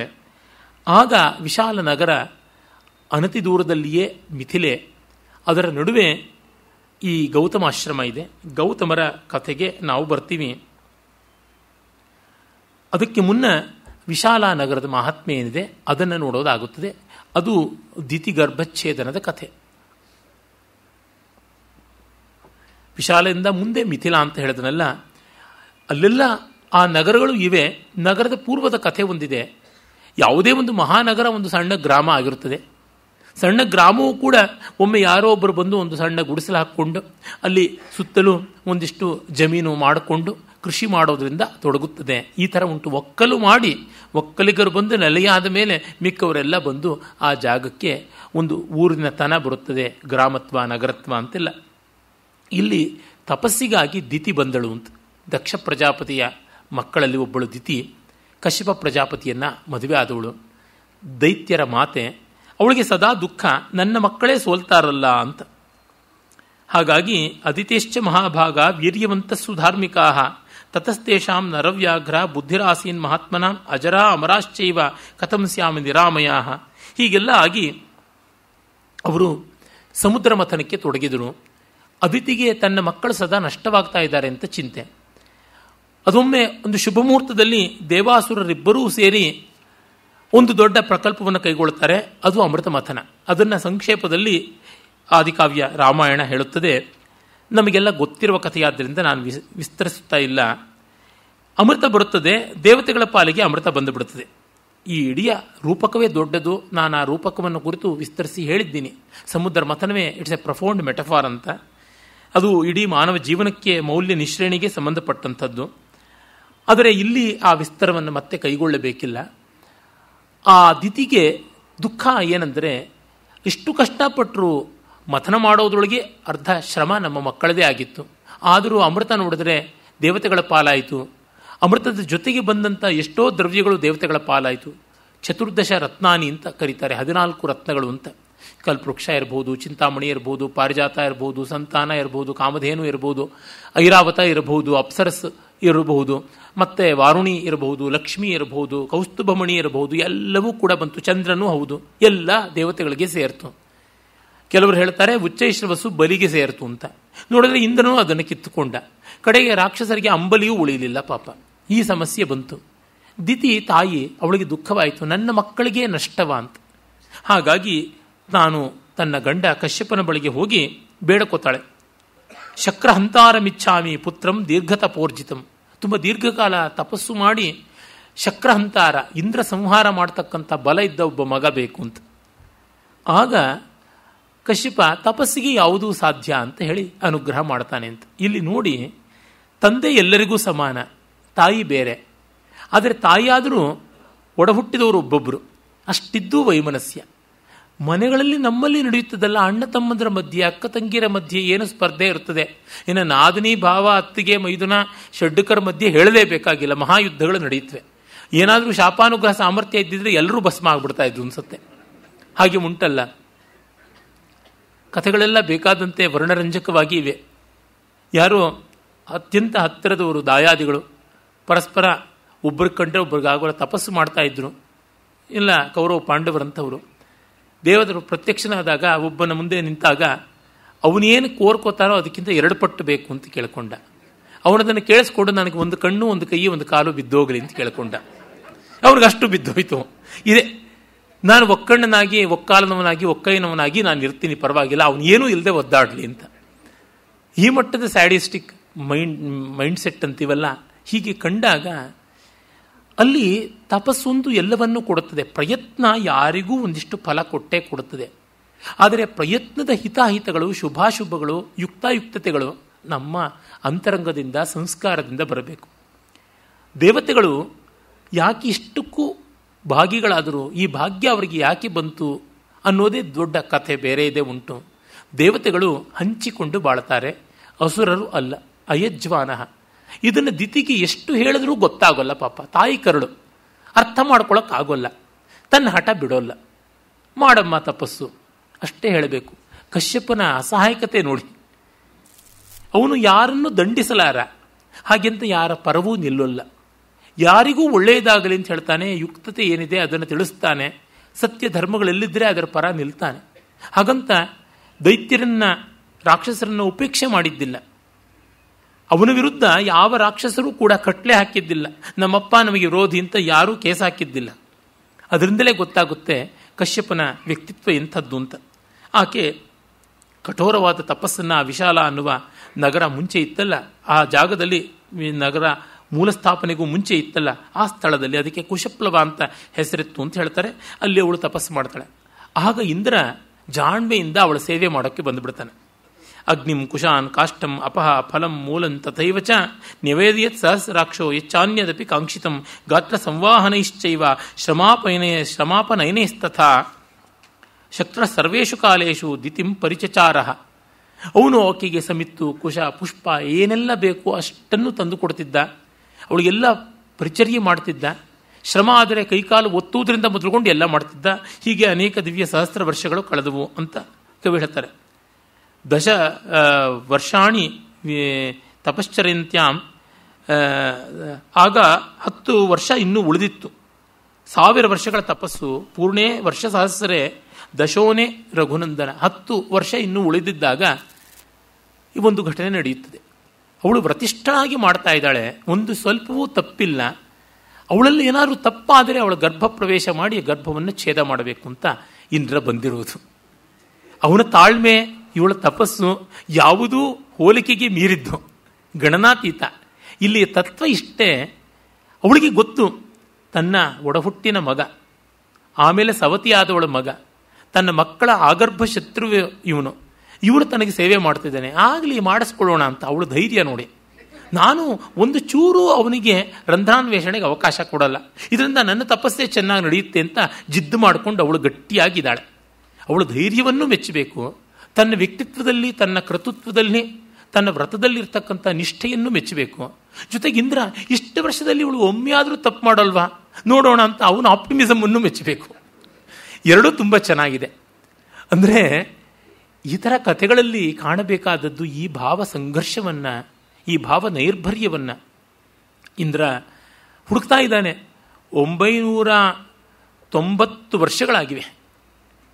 ಎಷ್ಟೋ ಬಾರಿ ಇದು ನಮಗಲ್ಲ ಅಂತ ಬಿಟ್ಟು ಹೋಗ್ಬೋದಾಗಿತ್ತು. ಇಂದ್ರ ಬಿಟ್ಟಿಲ್ಲ, ಜಿದ್ದುಗಾರ. ಅಂದರೆ ಆ ಇಂದ್ರತ್ವದ ಮನೋಧರ್ಮ ಏನು ಅಂತ ಗೊತ್ತಾಗುತ್ತದೆ. ಆಗ ಅದೊಮ್ಮೆ ಸಾಯಂಕಾಲ ಅವಳು ಮಲಗಿಬಿಟ್ಟಿದ್ದಾಳೆ. ಅದು ಮಲಗಬಾರ್ದು. ಸಂಜೆ ಅಸುರ ಸಂಧ್ಯಾ ವೇಳೆ ಅಂತಾರಲ್ಲ, ಪ್ರಾತಃ ಸಾಯಂ ಸಂಧ್ಯಾಕಾಲದಲ್ಲಿ ಮಲಗಬಾರದು. ಅದರೊಳಗೂ ಸಾಯಂ ಸಂಧ್ಯೆಯಲ್ಲಿ ನಿದ್ರೆಯಾಪಹೃತ ದೇವಿ ಪಾದೌ ಕೃತ್ವಾತ ಶೀರ್ಷತಃ, ಹಾಸಿಗೆಯಲ್ಲಿ ತಲೆ ಇರಬೇಕಾದ ಜಾಗದಲ್ಲಿ ಕಾಲಿರಬೇಕಾದ ಜಾಗದಲ್ಲಿ ತಲೆ ಇಟ್ಟುಕೊಂಡು ಅಪಸವ್ಯವಾಗಿ ಮಲಗಿದ್ದಳು. ದೃಷ್ಟ್ವಾ ತಾಂ ಅಶುಚಿಂ ಶಕ್ರ ಪಾದತಃ ಕೃತ ಮೂರ್ಧಜಾಂ. ಅಂದರೆ ಶಿಸ್ತು ಕ್ರಮ ಪಾಲಿಸಲಿಲ್ಲ ಅಂತಷ್ಟೆ. ನಾವೀಗ ತಲೆ ಕಡೆಗೆ ಕಾಲು ಕಡೆಗೆ ತಲೆ ಇಟ್ಕೊಂಡು ಮಲಗಿದ್ರೆ ಏನಾಗುತ್ತೆ ಅಂತ ಪ್ರಶ್ನೆ ಕೇಳಿದ್ರೆ, ಕೆಲವೆಲ್ಲನೂ ಸ್ಪ್ರಿಂಗ್ ಮ್ಯಾಟ್ರಿಕ್ಸು ಆ ಥರದನ್ನು 6 ತಿಂಗಳಿಗೋ 4 ತಿಂಗಳಿಗೋ ಒಮ್ಮೆ ಉಲ್ಟಾ ಮಾಡ್ತಾನೆ ಇರಬೇಕು, ತಿರುಗಿಸ್ತಾನೆ ಇರಬೇಕು ಅಂತಲೇ ನಿಯಮ ಇದೆ. ಹಾಗಿದ್ದಾಗ ಏನು ನಮಗದ ಅನ್ವಯಿಸಲ್ಲ. ಇಷ್ಟೇ ವ್ರತವನ್ನು ಕೆಡಿಸಿಕೊಂಡಳು ಅವಳು.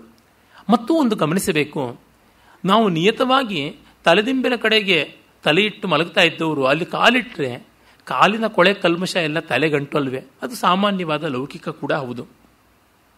ನಮಗೆ ಒಂಥರ ಮುಜುಗರ ಆಗುತ್ತದೆ. ಏನು ಮಾಡಿದ್ದೀವಿ ನಾವು ಕೆಲಸನಂತ, ಚಪ್ಪಲಿ ಇಟ್ಟ ಜಾಗದಲ್ಲಿ ಕೂತ್ಕೊಂಡ್ವಿ ಅಂತ ಅಂದಾಗ ನಮಗೆಷ್ಟು ಮುಜುಗರ ಆಗುತ್ತದೆ. ಈ ರೀತಿಯಲ್ಲಿ ಆಮೇಲೆ ಅವಳ ಗರ್ಭ ಪ್ರವೇಶ ಮಾಡಿ ಅವನು ಸಪ್ತಧಾ ರಾಮ ಬಿಭೇದ 7 ಬಗೆಯಲ್ಲಿ ಸೀಳ್ತಾನೆ. ಇಲ್ಲಿ 7 ಅಂತಷ್ಟೇ ಕೊಟ್ಟಿದೆ. ಸಪ್ತಧಾ ಅನ್ನೋದ್ರಿಂದ 7 ರೀತಿಯಲ್ಲಿ, ವರ್ಟಿಕಲ್ ಆ್ಯಂಡ್ ಹಾರಿಸಾಂಟಲ್ ಅಂತ ನಮಗೆ ಮುಂದೆ ಗೊತ್ತಾಗುತ್ತದೆ. ವೇದಗಳಲ್ಲಿ ಸಪ್ತಮರುತರು ಒಟ್ಟು 7 49 ಜನ, 7 ಸ್ಕ್ವೇರ್. ಉದ್ದಕ್ಕೆ ಅಡ್ಡಕ್ಕೆ 7 ತುಂಡುಗಳನ್ನು ಮಾಡ್ತಾನೆ. ಮಾಡಿದಾಗ ಆ ಗರ್ಭ ಗೋಳಾಡ್ತಾ ಇತ್ತು. ರುರೋಧ ಸಸ್ವರಂ ಸುಸ್ವರಂ ರಾಮ ತಥೋ ದಿತಿರಬುದ್ಧ್ಯತ ಮಾರುದೋ ಮಾರುದಶ್ಚೇತಿ ಗರ್ಭಂ ಶಕ್ರ ಅಭ್ಯಭಾಷತ. ಅಳಬೇಡಿ ಅಂತಾನೆ, ಮಾರುದ ಅಳಬೇಡಿ ಅಂತ. ಹಾಗಾಗಿ ಅವರಿಗೆ ಮಾರುತರು ಅಂತಲೇ ಹೆಸರಾಯಿತು ಅಂತ. ಆಮೇಲೆ ಅಳ್ತಾ ಇದ್ರು, ಕತ್ತರಿಸಿ 7 49 ತುಂಡು ಮಾಡ್ತಾನೆ. ಆಮೇಲೆ ಹೊರಗೆ ಬಂದು ಕೈ ಮುಗಿದು ನಿಷ್ಪಪಾತ ತತಃಶಕ್ರೋ ಮಾತುರ್ವಚನ ಗೌರವಾತ್ ಪ್ರಾಂಜಲಿರ್ ವಜ್ರ ಸಹಿತ ದಿತಿಂ ಶಕ್ರೋಭ್ಯ ಭಾಷತ. ಕೈ ಮುಗಿದು ವಜ್ರಾಯುಧ ಸಮೇತ, ಅಮ್ಮ ನನ್ನನ್ನು ಕ್ಷಮಿಸಬೇಕು, ನೀನು ಅಶುಚಿಯಾದೆ, ವ್ರತಭಂಗ ಆಯಿತು, ನಾನು ನನ್ನ ಕೆಲಸ ಮಾಡಿದೆ ಅಂತ. What A cold blooded murder. ಇಲ್ಲಿ ಇದು ವಾಸ್ತವ ಅಂತಲ್ಲ, ತತ್ವದ ದೃಷ್ಟಿಯಿಂದ ನೋಡಿದಾಗ ಅವ್ರಿಗೆ ಅವಕಾಶ ಬಂತು. ಈಗ ಚೌಕಾಬಾರ ಆಡುವಾಗ ಕಾಯಿ ಹೊಡೆದ್ರು, ಕಾಯಿ ಹೊಡೆಯುವಂತೆ ಆಯಿತು, ಅವ್ರಿಗೆ ಗರ ಬಿತ್ತು, ನಾವು ಅವಿವೇಕದಿಂದ ಇನ್ನೆಲ್ಲೋ ಕಾಯಿ ಜರುಗಿಸಿದ್ವಿ, ದಟ್ಸ್ ಇಟ್. ಆದರೆ ದ್ವಿತೀಯಾದರೂ ದುಃಖಪಟ್ಟು ಆಯಿತು. ನಾಪರಾಧೋಸ್ತಿ ದೇವೇಶ ತವತ್ರ ಬಲಸೂದನ, ನಿನ್ ತಪ್ಪಿಲ್ಲಪ್ಪ, ಮಮಾಪರಾಧಾದ್ ಗರ್ಭೋಯಂ ಸಪ್ತಧಾ ಶಕಲೀಕೃತ, ನನ್ನ ಅಪರಾಧದಿಂದಲೇ ಆಯಿತು ಅಂತ ಒಪ್ಕೋತಾಳೆ. ಅವಳಿಗೀಗ ಅಸಹಾಯಕತೆ ಅಂತಲೂ ಹೇಳ್ಬೋದು, ವಾಸ್ತವದ ಜ್ಞಾನ ಅಂತಲೂ ಹೇಳ್ಬೋದು. ಅಂದರೆ ಈ ದೈವಾಸುರ ಸಂಗ್ರಾಮ ನಮ್ಮ ಅಂತರಂಗದ್ದು. ಇದನ್ನು ಗಮನಿಸಿಕೊಂಡಾಗ, ಈ ಅಧ್ಯಾತ್ಮ ದೃಷ್ಟಿ ಗಮನಿಸಿಕೊಂಡಾಗ ಕಥೆ ಸ್ಪಷ್ಟವಾಗಿ ಮನವರಿಕೆ ಆಗುತ್ತದೆ. ಈ ಗರ್ಭ ತುಂಡಾದರೂ ಬೆಳೆಯುತ್ತದೆ, ಉಳಿಯುತ್ತದೆ.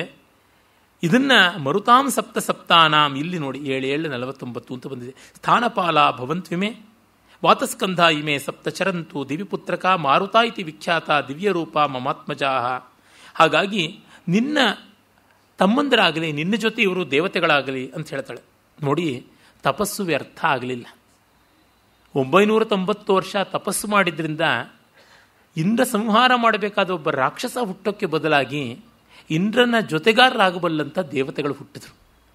ಅಂದರೆ ಕಲ್ಲು ಕರಗಿ ಕನ್ನಡಿ ಆಗುತ್ತೆ ಅಂತ ಗಾದೆ ಉಂಟು. ನಾವು ಒಂದನ್ನು ವಿರೋಧಿಸಿಕೊಂಡೇ ಆಗಲಿ ಪ್ರಾಮಾಣಿಕವಾಗಿ ಪ್ರಾಂಜಲವಾಗಿ ತಪಸ್ಸನ್ನು ಮಾಡಿದರೆ, ಉನ್ನತಿಯ ಕಡೆಗೆ ತಿರುಗಿದರೆ ಅದು ನಮಗೆ ತೆರೆಯಿಸುತ್ತದೆ ಅಂತ ಗೊತ್ತಾಗುತ್ತದೆ. ಎಷ್ಟು ಕಡೆ ನಾವು ಕಂಡಿದ್ದೀವಿ. ಯಾವುದನ್ನೋ ಖಂಡನೆ ಮಾಡೋಕ್ಕೆ ಹೋದವರು ಕಡೆಗೆ ಅದೇ ಮತಕ್ಕೆ ಸೇರಿಕೊಂಡ್ರು, ಓದ್ಕೊಂಡು ಅಂತ ಮಧುಸೂದನ ಸರಸ್ವತಿ ಮೊದಲಾದವರ ಬದುಕಿನಲ್ಲಿ ಇಂಥದ್ದೆಲ್ಲ ನಾವು ಕೇಳಿದ್ದೀವಿ. ರಾಮಕೃಷ್ಣರ ಬದುಕಿನಲ್ಲಿ ಇಂಥದ್ದೆಷ್ಟೋ ನಡೆದದ್ದು, ಅವರ ಶಿಷ್ಯವರ್ಗದಲ್ಲಿ ಬಂದದ್ದು, ಇದನ್ನೆಲ್ಲ ನಾವು ಕೇಳ್ತೀವಿ. ದೇವತೆಗಳು ಅನ್ನುವುದು ಇಲ್ಲ, ಬರೀ ಪ್ರಾರ್ಥನೆ ಮಾಡಬೇಕು, ದೇವರ ಸಾಕಾರವಲ್ಲ ಅಂತ ಏನೇನೋ ಹುಚ್ಚುಪಚ್ಚು ಐಲಾಟ ಮಾಡಿದಂಥ ಆ ಬ್ರಹ್ಮ ಸಮಾಜದ ಕೇಶವಸೇನ ಕಡೆಗೆ ಶ್ರೀರಾಮಕೃಷ್ಣರಿಗೆ ಶರಣಾಗಿದ್ದು, ಇಂಥದ್ದೆಲ್ಲ ಬೇಕಾದಷ್ಟು ಉಂಟು. ಹಾಗೆ ನೋಡಿದಾಗ ದೊಡ್ಡದರ ಜೊತೆಗೆ ನಾವು ಹೆಣಗಿದ್ರೆ, ಪ್ರಾಮಾಣಿಕವಾಗಿ ವಿರೋಧ ಮಾಡಿಕೊಂಡ್ರೆ ಅದು ನಮ್ಮನ್ನು ಉದ್ಧಾರ ಮಾಡುತ್ತದೆ ಅನ್ನುವ ಭಾವ ಇಲ್ಲಿ ಕಾಣುತ್ತದೆ. ದಿತಿಗೆ ಪುತ್ರಶೋಕ ಒದಗಲಿಲ್ಲ, ಅವಳ ತಪಸ್ಸು ಕೂಡ ವ್ಯರ್ಥವಾಗಲಿಲ್ಲ. ಜಟ್ಟಿ ಕಾಳಗದಲ್ಲಿ ಸೋತೊಡೆಯನಾಯ್ತೀಗ ಪಟ್ಟು ವರಸೆಗಳೆಲ್ಲ ವಿಫಲವೆನ್ನುವೆಯ, ಮುಟ್ಟಿ ನೋಡವನ ಮೈಕಟ್ಟು ಕಬ್ಬಿಣ ಗಟ್ಟಿ, ಗಟ್ಟಿತನ ಗರಡಿ ಫಲ ಮಂಕುತಿಮ್ಮ. ಹಾಗಾಗಿ ನಮ್ಮ ವಿರೋಧವಾಗಲಿ ಅಂಗೀಕಾರವಾಗಲಿ ಘನತತ್ವದ ಮೇಲೆ ನಿಲ್ಲಬೇಕು. ಒಂದು ಘನತೆ, ಒಂದು ಔದಾರ್ಯದ ಮೇಲೆ. ರಾಮಾಯಣವನ್ನು ಓದುವಾಗಲೂ ರಂಧ್ರಾನ್ವೇಷಣ ದೃಷ್ಟಿಯಿಂದ ನೋಡಿದರೆ ಏನು ಸಿಕ್ಕೀತು, ಅದಕ್ಕೆ ಒಂದು ಘನತೆ ಬೇಕಾಗುತ್ತದೆ. ಇಂಥ ಎಷ್ಟೋ ಕಥೆಗಳಲ್ಲಿ ಇದು ಕಾಣಿಸುತ್ತದೆ. ಮುಂದಿನ ಕಂತುಗಳಲ್ಲಿ ನೋಡೋಣ. ನಮಸ್ಕಾರ.